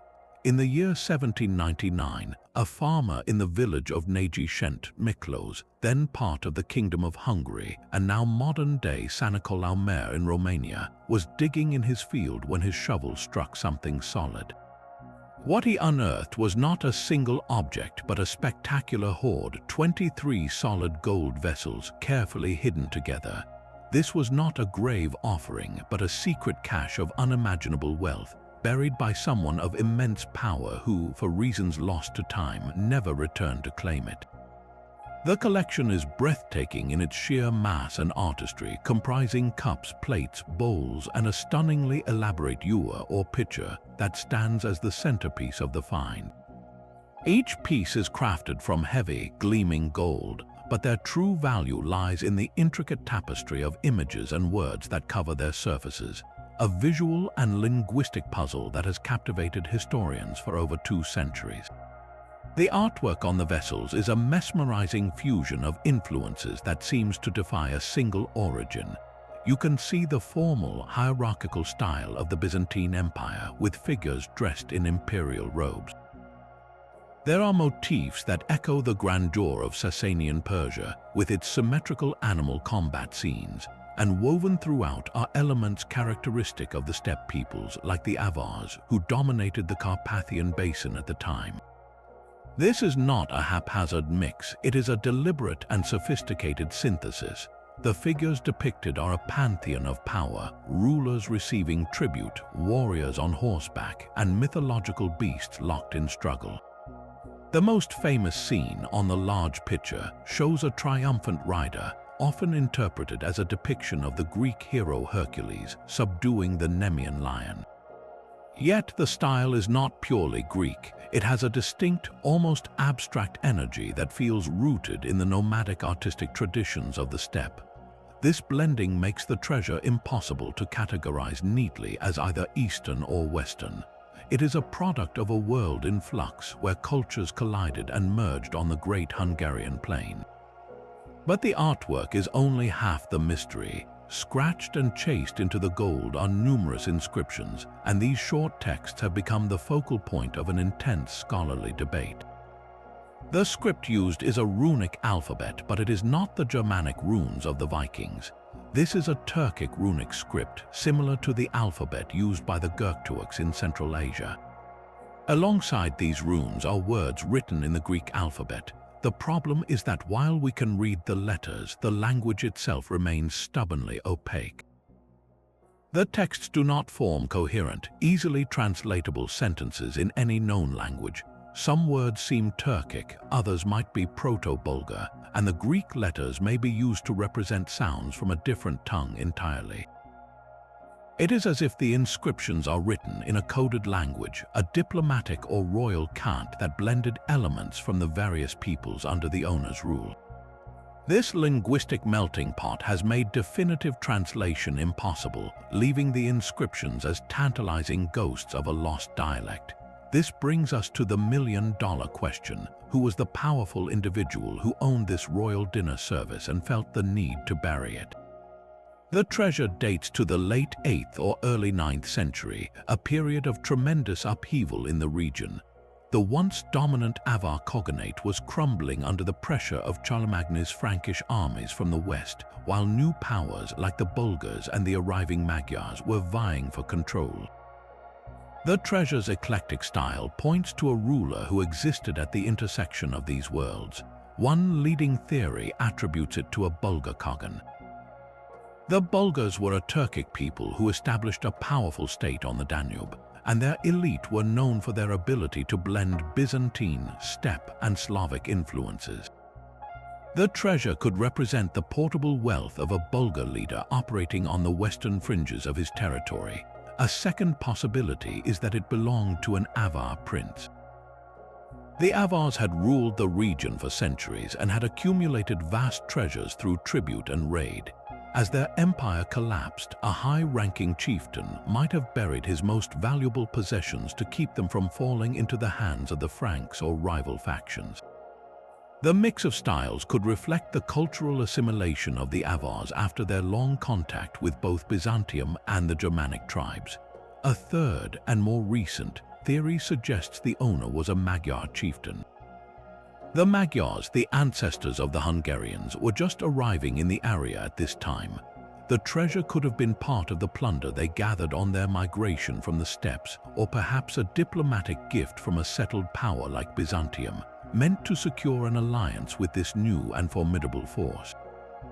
The Nagy Szent Mikló's treasure refuses to give up its secret.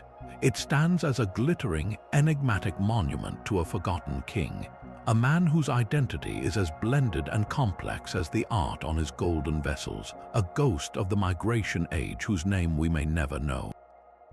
But if the golden scepters and treasures of the West speak of power wielded in life, our next relics offer an incredibly personal and poignant window into how the nomads confronted the mystery of death itself.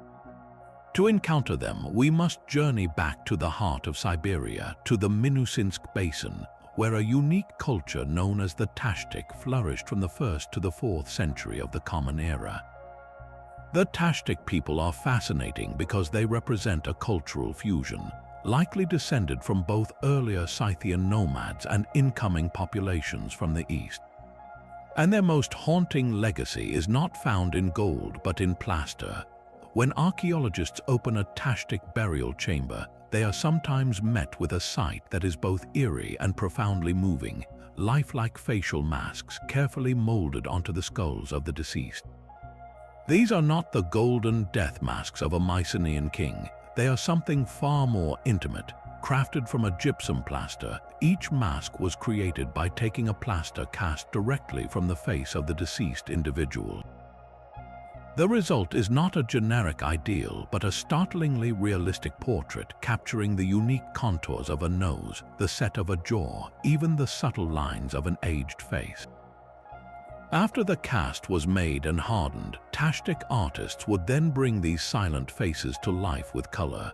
Using vivid mineral pigments, they would paint on delicate features, finely arched eyebrows, a hint of blush on the cheeks, and most strikingly, intricate tattoos.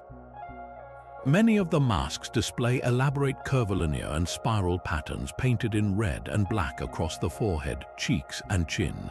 These are not random decorations. They perfectly match the actual tattoo patterns found on the incredibly well-preserved skin of Tashtik mummies.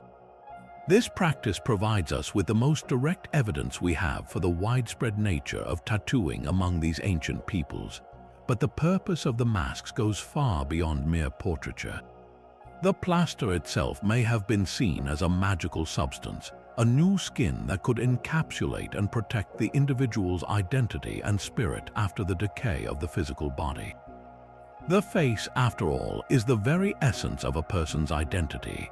By preserving its likeness, the Tashtik people may have believed they were ensuring that the soul would retain its selfhood in the afterlife, that the deceased would not become a forgotten, faceless ghost.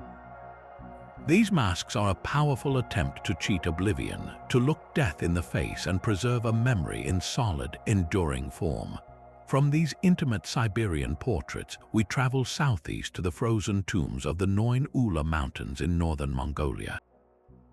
Here, in the burial mounds of the Xiongnu aristocracy, another type of textile marvel has been preserved by the permafrost, rivaling the complexity of the Pazyryk carpet.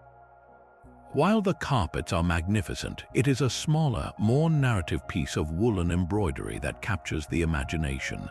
Discovered lining the walls of a noble's tomb, this textile depicts a single, dramatic scene, a life and death struggle between a majestic, antlered elk and a mythical griffin. The elk, a creature deeply sacred to the steppe peoples, is rendered with powerful, sweeping lines, its body contorted in a desperate attempt to fend off its attacker. The griffin, a composite beast with the body of a lion and the beak and wings of an eagle, embodies predatory ferocity, its claws sunk deep into the elk's back. This is not a simple decoration. It is a frozen moment of cosmic conflict, woven with incredible skill in dyed wool threads on a felt background. The mystery of the Noin Ula embroidery lies in the story it tells, a story we can no longer fully hear. On one level, it is a classic expression of the steppe's animal-style art, depicting the eternal cycle of predator and prey that defined the natural world these people inhabited.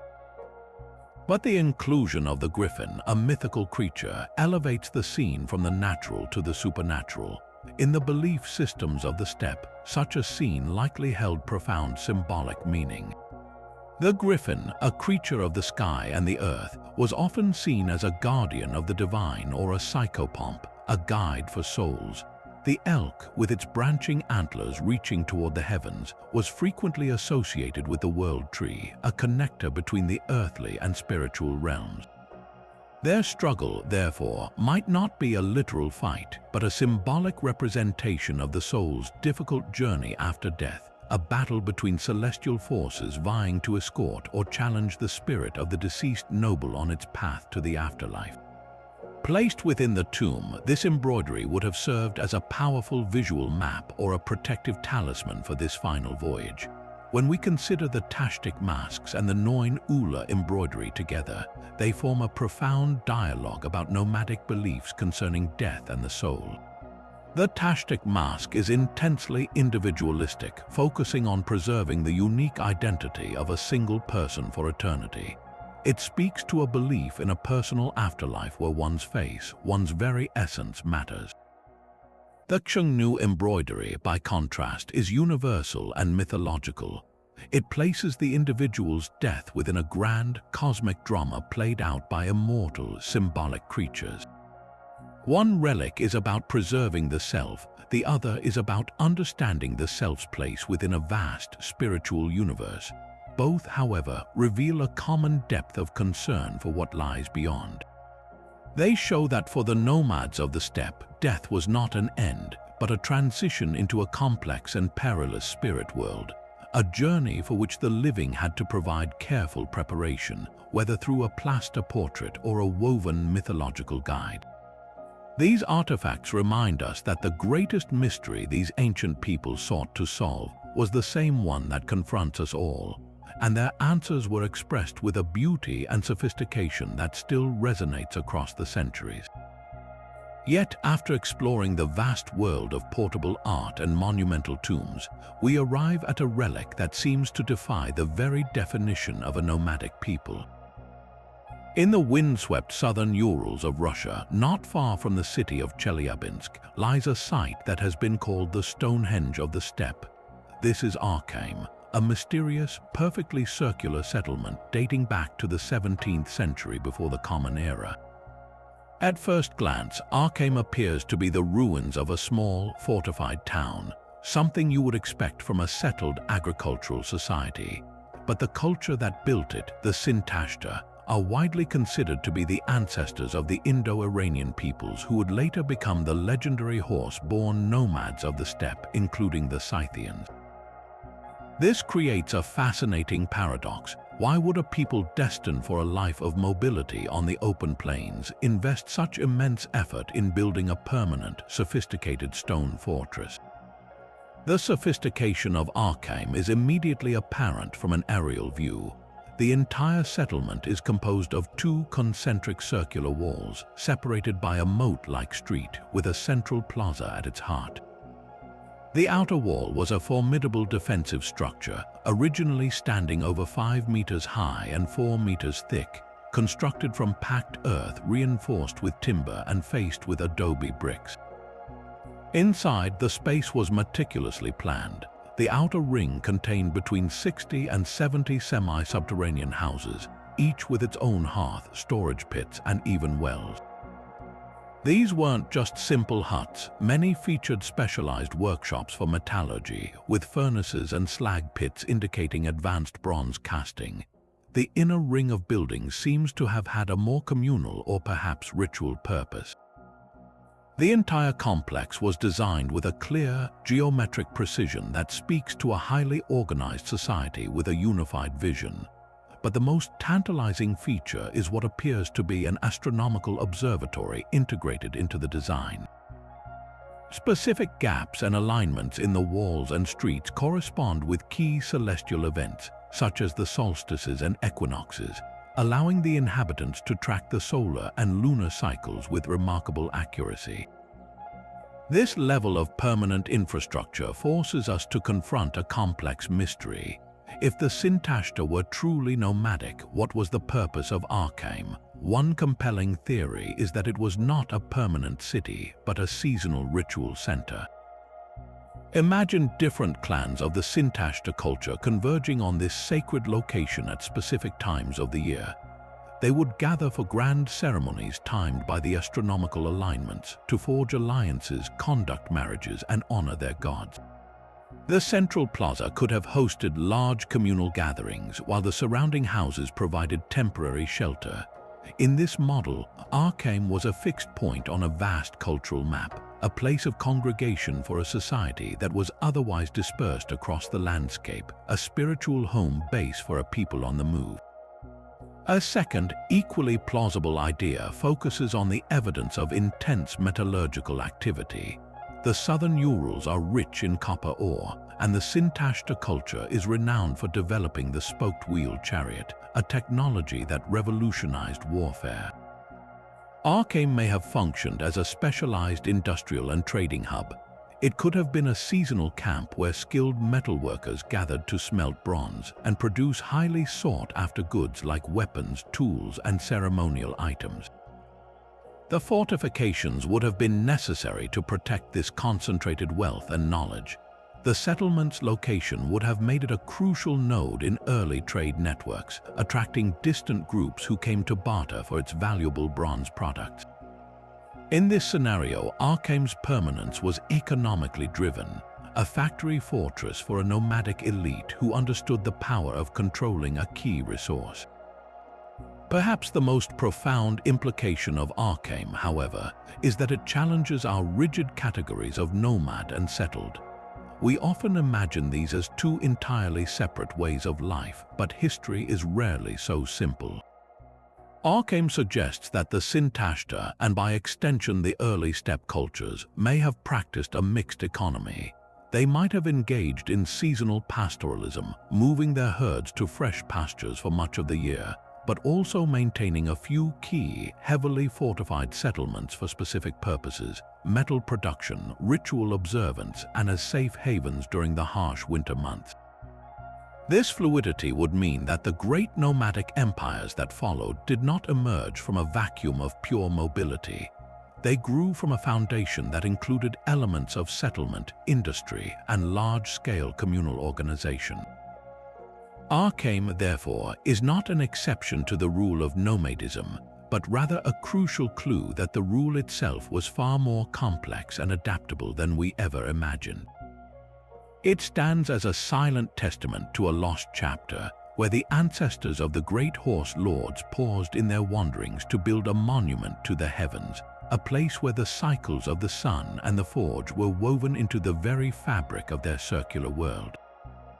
While the Sarmatians were renowned for their heavily armored cavalry that challenged Rome, their most enduring legacy might not be forged in iron but in gold and gemstones. As this powerful confederation rose to dominate the steppes, a new and breathtakingly opulent art form emerged, one that would come to define their elite, the Sarmatian polychrome style. This was a dramatic departure from the earlier, more monolithic goldwork of the Scythians, where Scythian art relied on the powerful contrast of solid gold against a dark background. The Sarmatians introduced a riot of color. Their artisans mastered the technique of cloisonné, creating intricate cells or compartments on the surface of a gold object, which were then meticulously filled with slices of vibrant gemstones. The deep blood red of garnets and the brilliant sky blue of turquoise were favored, creating a dazzling, jewel-like effect that would have shimmered magnificently in the firelight of a chieftain's tent or on the parade ground. This was art designed to impress, a clear visual declaration of wealth and status that was unmistakable even from a distance. Some of the most spectacular examples of this style are the magnificent falleri, large, ornate discs that were worn on the harnesses of prized warhorses. Imagine a champion steed, its chest adorned with a series of these golden plaques, each one a complex tableau inlaid with colored stones. A common scene might depict a griffin locked in combat with a wolf, the red garnets highlighting the beast's ferocious eyes and the turquoise forming its feathered wings. The effect was not just decorative, it transformed the horse and rider into a moving spectacle of power and divine favor. Equally impressive were the scabbards of their long swords.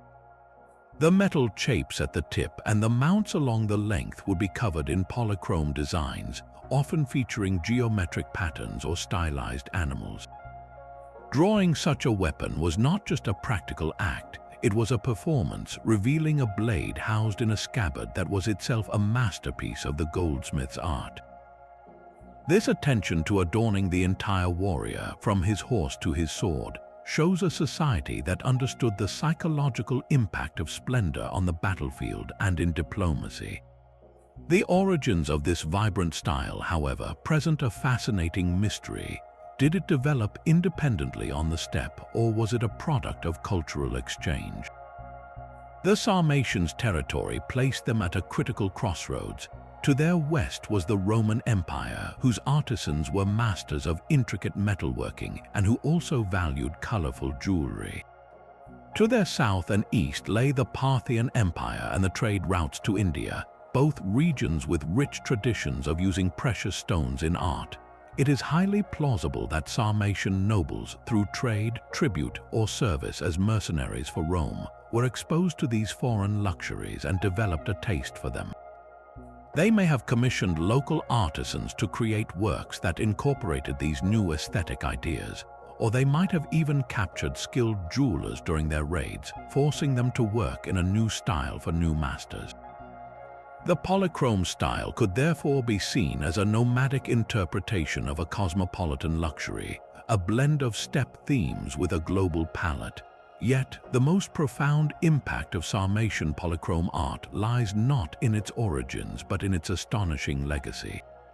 As the Roman Empire began to crumble and tribal migrations swept across Europe, the Sarmatians were eventually absorbed or displaced by these movements, particularly by the Goths and Huns. But their artistic influence did not disappear. The Goths, who had direct contact with the Sarmatians in the Black Sea region, adopted and adapted this love for inlaid jewelry. This influence then traveled with them on their great migrations westward. When we look at the treasures of the migration period, the stunning eagle fibulae of the Goths, the magnificent jewelry from the tomb of the Frankish king Childeric, and most famously, the incredible gem-encrusted gold of the Sutton who shipped burial in England, we are seeing the direct descendants of the Sarmatian aesthetic. The technique of cloisonné, the vibrant use of garnets and other stones set against gold, became the signature style of early medieval European royalty. This means that the artistic sensibility of a nomadic people from the Russian steppes, refined and carried across a continent, helped lay the visual foundation for the art of the Dark Ages, directly influencing the magnificent works that would later be created in the scriptoria and workshops of the emerging kingdoms of Europe. The Sarmatian polychrome style is a powerful reminder that the fall of empires is not just about the destruction of legions, but also about the migration of ideas, and that the beauty crafted by nomadic hands on the open plains would eventually find a home in the great halls of kings a world away. Yet the artistic currents of the steppe did not simply flow east and west. They also traveled astonishingly far to the north, reaching even the fjords and forests of Scandinavia. To witness this unexpected connection, we must examine a relic that seems at first glance entirely out of place: the magnificent ceremonial wagon discovered within the Oseberg ship burial in Norway. The Oseberg burial, dating to the early 9th century, is one of the most spectacular Viking Age finds ever unearthed, the final resting place for two high-status women aboard a lavishly decorated ship. Among its countless treasures was a four-wheeled wooden wagon, an object so exquisitely carved that it was clearly never meant for rough, everyday use. This was a vehicle for ritual processions, and every inch of its surface tells a story. But the stories it tells are not the familiar tales of Norse gods and heroes. Instead, the panels of the wagon are alive with a menagerie of creatures that feel strangely familiar to anyone who has studied the nomadic artifacts of the steppe. Beasts with tightly coiled bodies, limbs folded beneath them, and heads turned back in a distinctive, dynamic curve.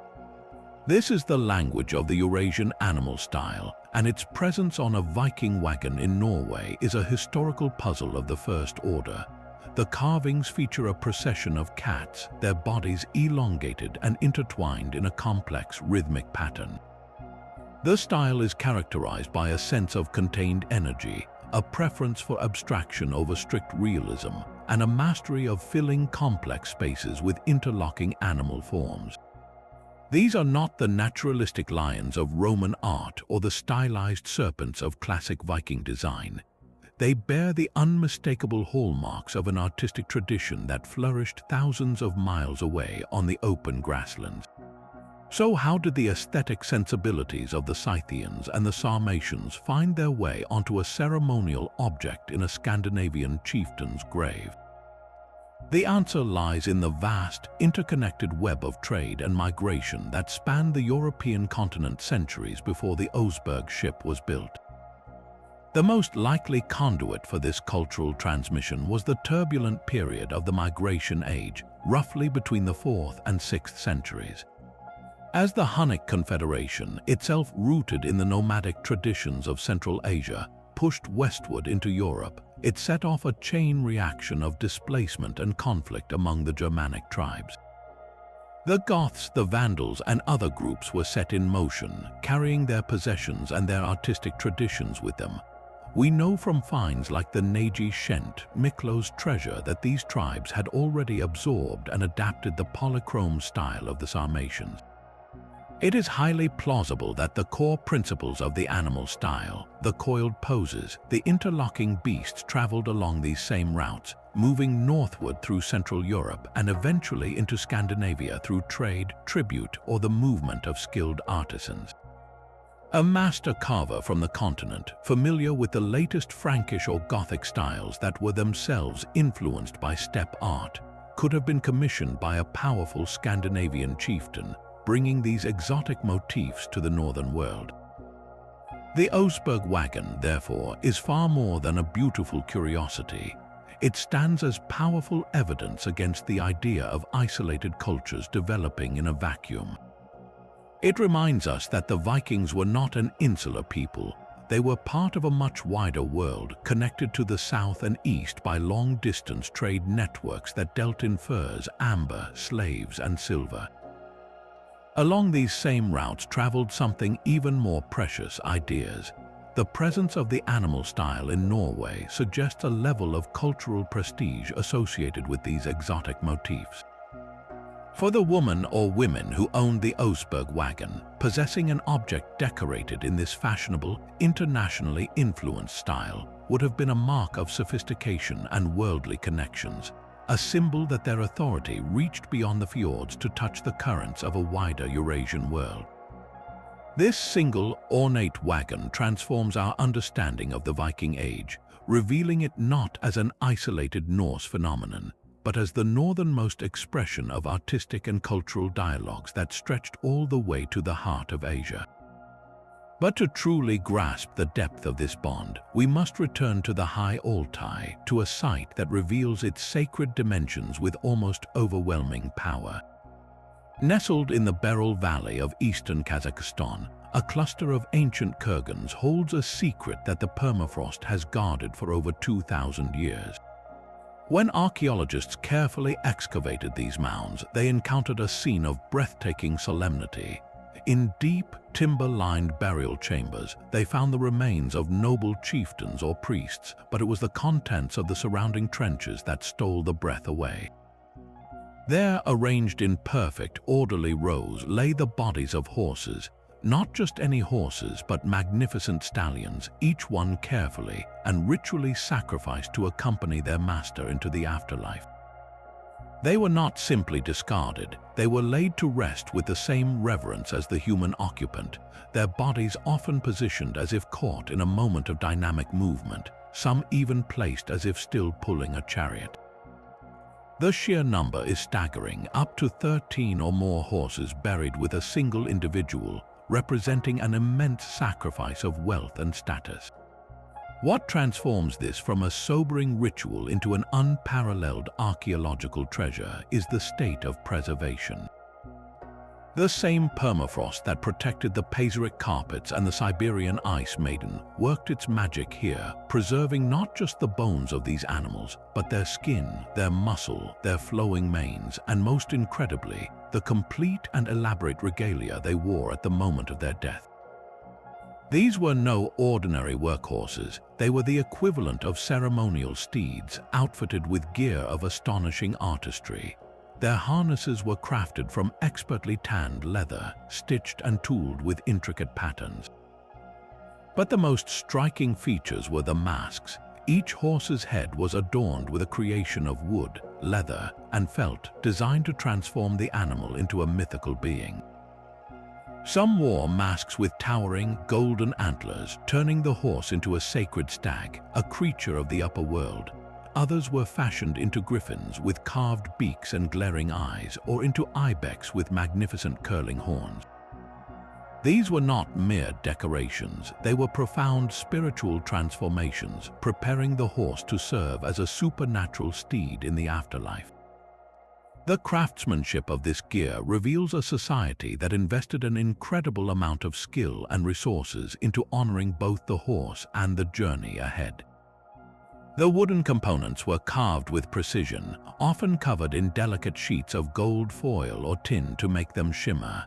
The cheek pieces of the bridles, which would have rested against the horse's face, were frequently cast in bronze into the shapes of coiled predators like snow leopards or wolves. Even the saddles were works of art covered in appliqued felt showing scenes of battling animals. Every single item, from the smallest strap to the most imposing mask, was created with an intention that went far beyond the practical.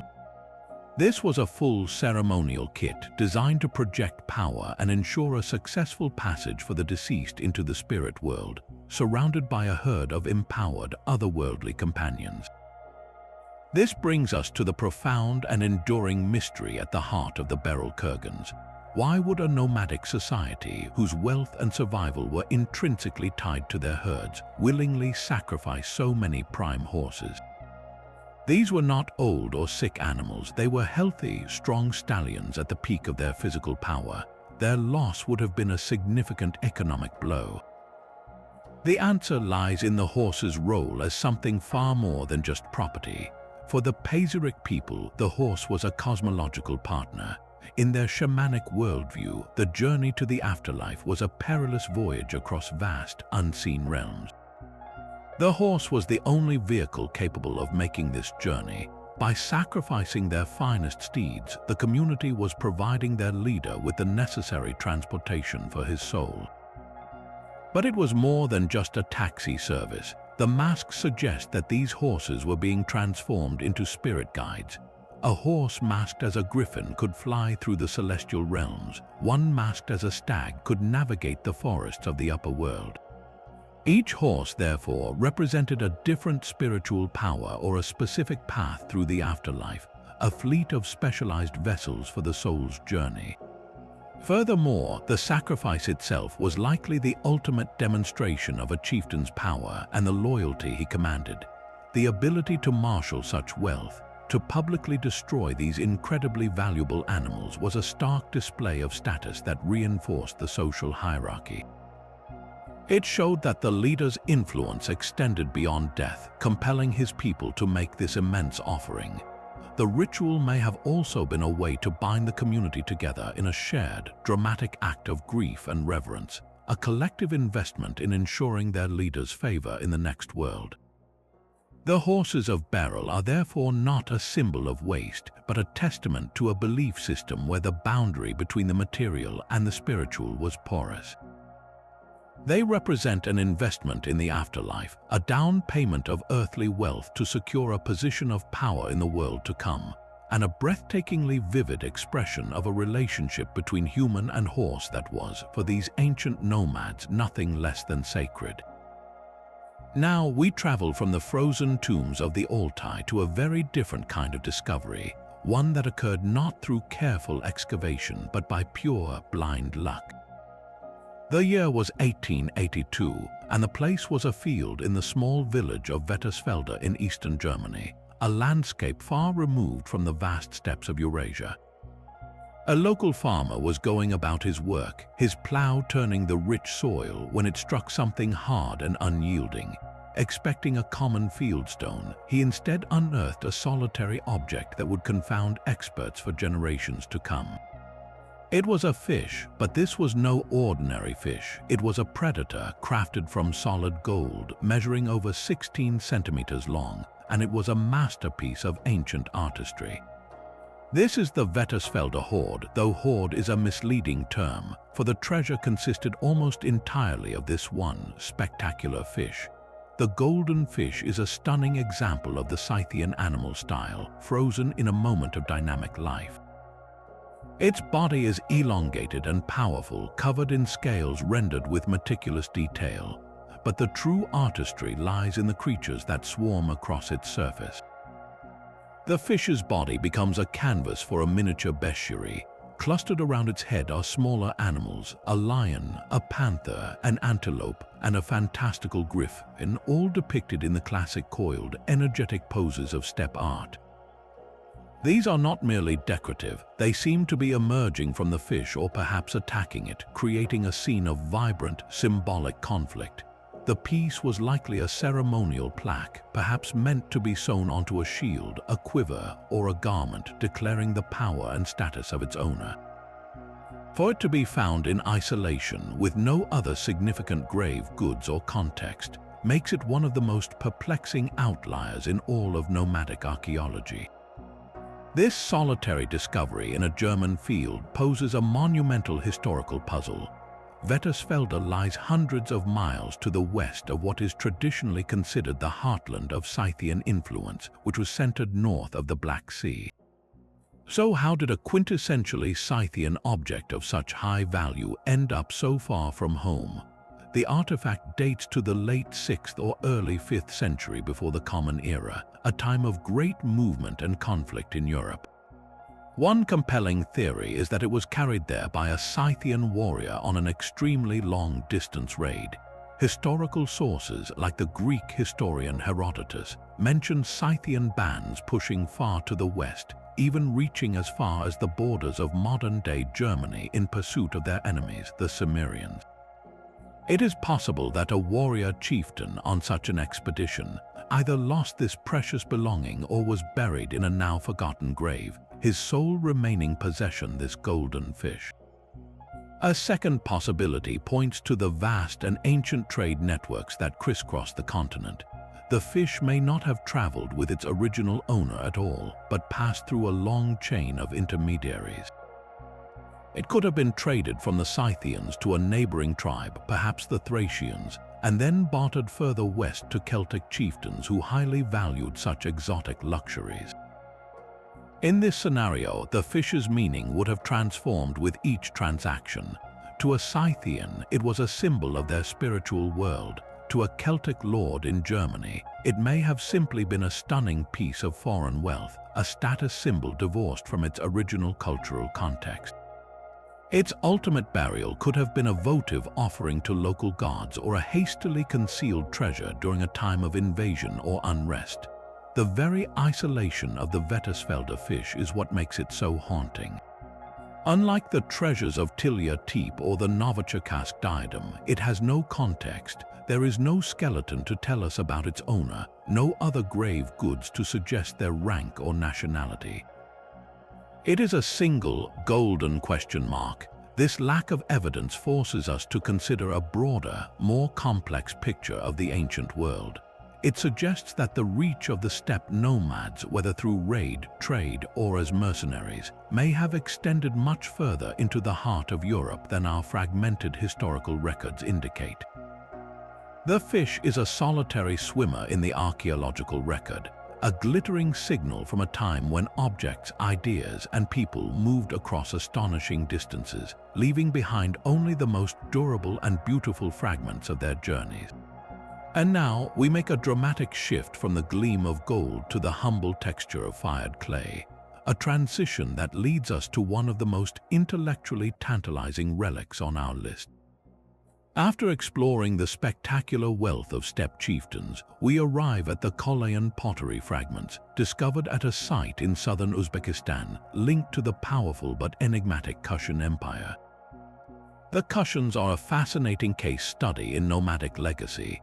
Their rulers were descended from the Eurasian Confederation, a nomadic people pushed west from China, who eventually settled and forged a vast empire straddling the trade routes between India, Central Asia, and the Roman world.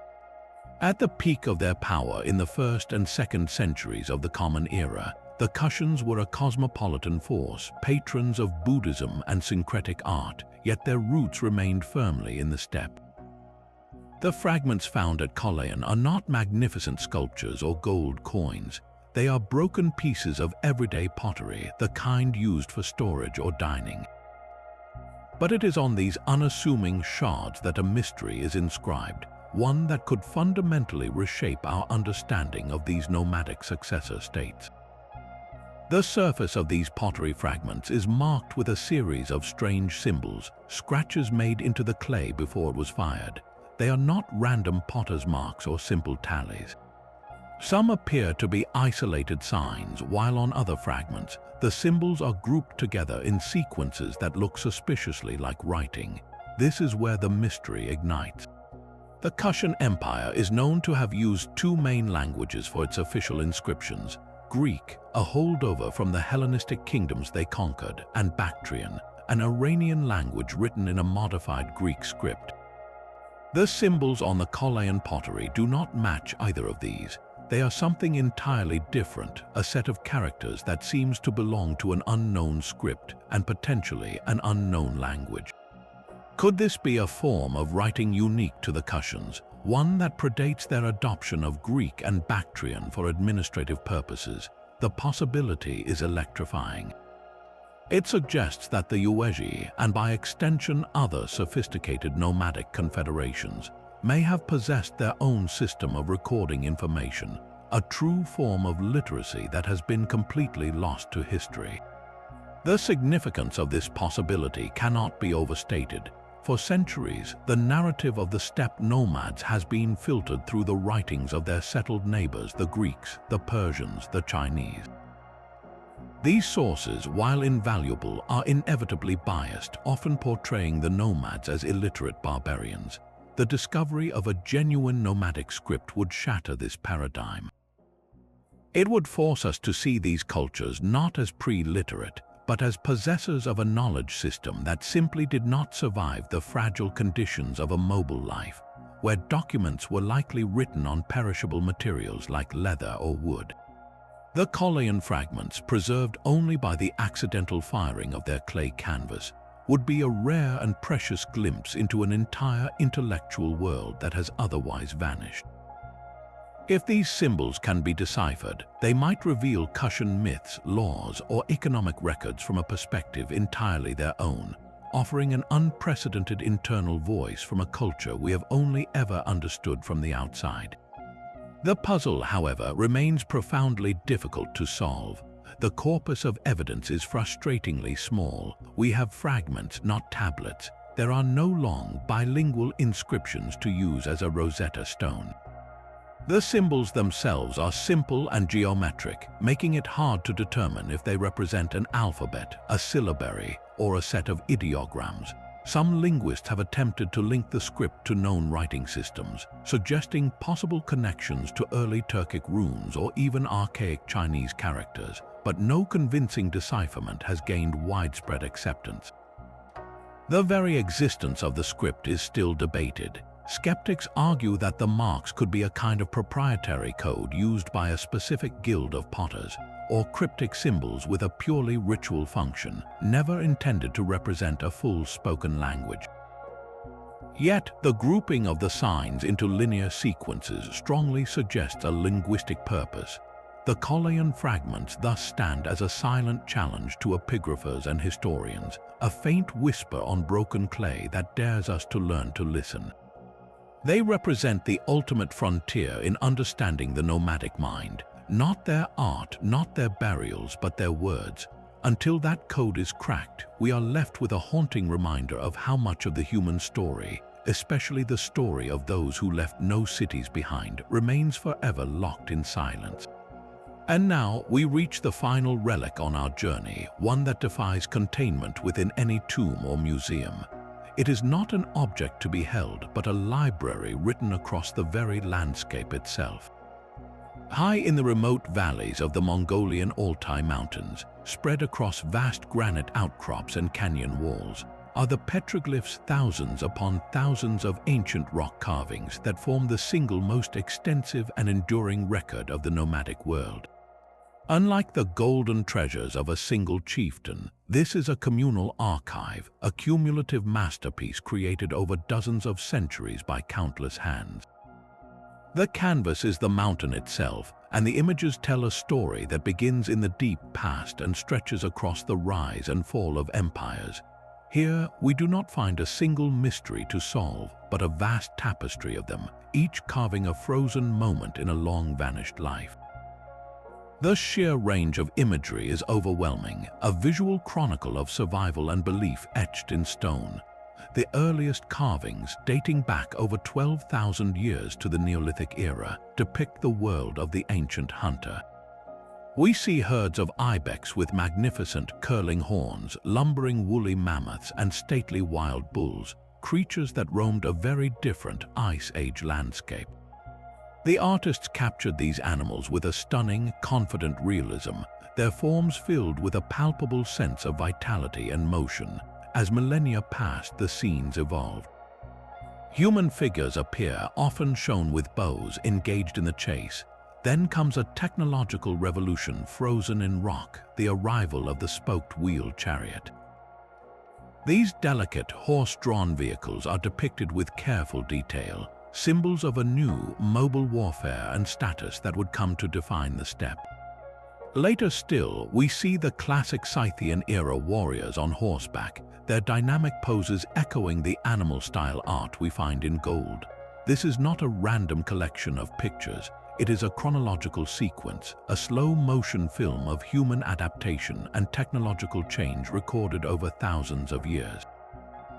This brings us to the central, daunting challenge these petroglyphs present to archaeologists, the problem of time. How do you date a picture carved into a rock? There is no organic material for radiocarbon dating.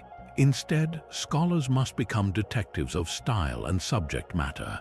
They analyze the carving technique, the depth of the groove, the method used to peck the stone. They study the patina, the dark desert varnish that slowly forms on the rock surface over centuries. A carving that has repatinated to the same darkness as the surrounding stone is clearly ancient, while a lighter, fresher-looking incision is more recent. Most importantly, they look at the content. A depiction of a mammoth must belong to a time when those creatures still lived in the region. A scene showing domesticated horses and bronze weapons points to a different millennium than one showing only wild animals and stone tools. By carefully layering this evidence, a rough chronology emerges, revealing that the Mongolian Altai was not just a home for one culture, but a sacred artistic center for many, each generation adding its own chapter to the stone narrative without erasing the ones that came before. Yet, knowing when a petroglyph was made is only the first step.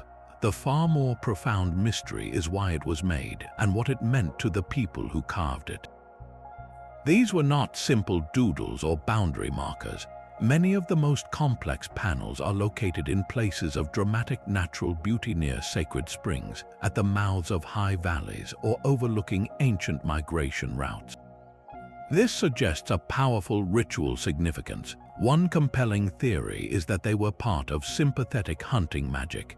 By carving a successful hunt on the rock, a shaman or a group of hunters might have believed they could ensure a real hunt would be successful, invoking the spirit of the animal and asking for its consent to be taken. The countless images of pregnant animals could have been appeals for fertility, ensuring the continued abundance of the herds on which their lives depended. Other carvings seem to map an entire cosmology. Some panels show what appear to be celestial maps with dots and circles that may represent constellations or planetary movements. Human figures with radiating lines around their heads could depict shamans in a state of trance, their souls traveling to the spirit world. The rock face itself may have been seen as a membrane between worlds, a place where the spiritual and the physical met. By carving an image into this sacred surface, an individual might have been communicating directly with the spirits of the animals, the ancestors, or the gods. The petroglyphs in this light are not just art, they are prayers, historical records, and celestial charts all fused into one. They represent a dialogue with the universe, a way for a people constantly on the move to leave a permanent mark of their presence, their beliefs, and their profound connection to the world around them. They are the ultimate nomadic relic because they are inseparable from the land itself, a silent, sprawling epic that we are only just beginning to learn how to read. This sprawling library of stone brings our journey through 30 relics to a close, but it also opens onto the greatest challenge of all, the race to preserve and understand this vanishing heritage before it is lost forever. The very forces that have protected these treasures for millennia are now turning against them. Across the frozen heart of Siberia and Mongolia, climate change is acting as a double-edged sword. Rising global temperatures are causing the permafrost, the permanently frozen ground that has been a perfect natural deep freeze for thousands of years, to melt at an unprecedented rate. While this thaw is revealing extraordinary new finds, like the recently excavated Tuvan kurgans where archaeologists found untouched burials with perfectly preserved organic materials, it is also a ticking clock. The moment these organic artifacts, the felt, the leather, the wood, the human and animal remains are exposed to air and warmer temperatures, they begin to decay at an alarming speed. A wooden carriage that has survived for 25 centuries can turn to dust in a matter of years or even months, if not immediately conserved. The same permafrost that giveth is now taking away, forcing archaeologists into a desperate scramble against time, where every summer melting season is a race to rescue irreplaceable pieces of the past from literal dissolution. Compounding this natural threat is the relentless and age-old danger of looting. The global art market's insatiable appetite for antiquities has turned ancient burial mounds into targets for treasure hunters armed with metal detectors and satellite imagery. A kurgan that is looted is not just robbed of its gold, it is stripped of its story. When a golden belt plaque is ripped from the soil and sold on the black market, it is severed from its context forever. We lose the ability to know who wore it, what other objects were buried with them, and what rituals were performed. This is an intellectual catastrophe. The real treasure is not the metal itself, but the information contained in its placement and association. The fight against looting is a battle for knowledge, pitting underfunded archaeological services against sophisticated criminal networks, and every plundered site represents another chapter of human history erased before it can be read. In the face of these daunting challenges, science has become our most powerful ally, offering revolutionary new ways to see into these relics without destroying them. Technologies like LiDAR scanning allow us to map entire landscapes from the air, revealing the outlines of forgotten settlements and burial complexes invisible from the ground. High-resolution 3D scanning can create perfect digital models of artifacts and even entire excavation sites, preserving them in a virtual form for future generations to study long after the originals may have deteriorated. Inside the lab, the tools are even more transformative. DNA analysis extracted from ancient bones is rewriting the history of human migration on the steppes. We can now trace the genetic lineage of a Scythian warrior, revealing unexpected connections that defy old ethnic labels.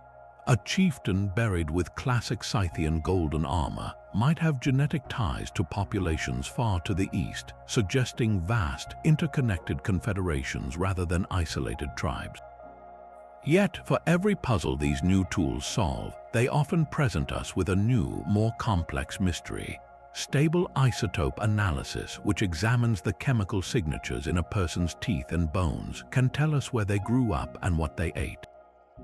Scientists have been stunned to find individuals buried with all the trappings of a nomadic elite who, according to their isotopes, spent their childhood in a settled agricultural community hundreds of miles away. Was this person a hostage raised in the court of their captors, a diplomat who married into a powerful clan, the daughter of a chieftain sent away for her safety and then returned? The data gives us a fact, but the human story behind that fact remains wide open for interpretation. Similarly, the detection of ancient diseases and parasites in remains tells us about the health challenges these people faced, but also raises questions about how they managed epidemics while constantly on the move. The story of the ancient nomads is therefore not a closed book. It is a dynamic, living field of research where every technological breakthrough peels back another layer, revealing a past that is more complex, more interconnected, and more fascinating than we ever imagined. The silent nomads are finally speaking, not in a single clear voice, but through a chorus of data points that we are only just learning how to hear. And so our journey across the vast, wind-swept steppes comes to an end. We have traveled from the frozen tombs of the Altai to the golden hoards of Afghanistan, from the silent stone circles of the Urals to the vibrant petroglyphs of Mongolia, uncovering 30 fragments of a lost world. Each relic, from the towering Issyk Golden Man to the humble Kollayan pottery shard, has served as a powerful argument against an ancient prejudice. These are not the crude artifacts of simple barbarians. They are the creations of complex, sophisticated societies. The breathtaking artistry of the Scythian golden stag, the mathematical precision of Arkham's observatory, the global fusion in the Tillya Tepe treasure, all of it forces us to discard the old, dusty image of the nomad as a mere destroyer. Instead, we see them as they were, innovative creators, spiritual seekers, and the masterful engineers of a way of life built on mobility, resilience, and an astonishing depth of cultural expression. What emerges from the silence of the kurgans and the emptiness of the plains is a picture of a world deeply connected. The Greek-made Chertomlyk Amphora depicting Scythian horse taming, the Chinese jade disc in a Xiongnu chieftain's grave, the Scythian animal style reborn on a Viking wagon in Norway. These objects trace the lines of a map without borders. They reveal the steppe not as a barrier, but as the world's first great information superhighway, a dynamic corridor where ideas, technologies, and artistic styles flowed as freely as the migrating herds. These nomads were the essential links between the great settled civilizations, the facilitators of exchange whose influence, as we saw with the Sarmatian polychrome style, would eventually echo in the royal courts of medieval Europe. Their history is not a separate, isolated thread, but one woven directly into the grand tapestry of human civilization. Yet, for all that these relics reveal, they also guard their secrets fiercely. The undeciphered Issyk inscription, the unknown language on the Kollayan pottery, the enigmatic purpose of the Deer Stones, these are permanent questions etched in gold, clay, and granite. They are humbling reminders of the limits of our knowledge. The voices of the Saka, the Xiongnu, and the Sarmatians have been stilled by time. We will never hear their songs, their laws, or their personal stories. These objects are their only voices left, fragile whispers carried on the wind across 25 centuries. They ask us to listen, to look closer, and to continually rethink the past. They remind us that history is not a closed book but an ongoing investigation, where a single plow turning the soil in a German field can unearth a golden fish that rewrites our understanding of an entire continent. As the permafrost melts and looters threaten these irreplaceable treasures, the race to understand this legacy has never been more urgent. But it is also a time of incredible discovery, as new technologies allow us to read the DNA of a warrior or scan a burial mound without lifting a shovel. The story of the ancient nomads is still being written, with each new find adding a sentence, a paragraph to their epic. We started this expedition with a question: what can these mysterious relics tell us about the people who once ruled the steppes? The answer is that they tell us everything about their artistry, their spirituality, and their interconnected world, while still preserving the essential mystery of their silent, magnificent culture. The conversation across time is not over, it has only just begun. We would love to hear from you which of these 30 relics captivated your imagination the most. Was it the serene tattoos of the Ice Maiden, the cosmic struggle on the Novichokazk diadem, or the silent sentinels of the Deer Stones? Share your thoughts in the comments below, and if you enjoyed this journey into the depths of history, be sure to subscribe for more adventures into the world's greatest mysteries.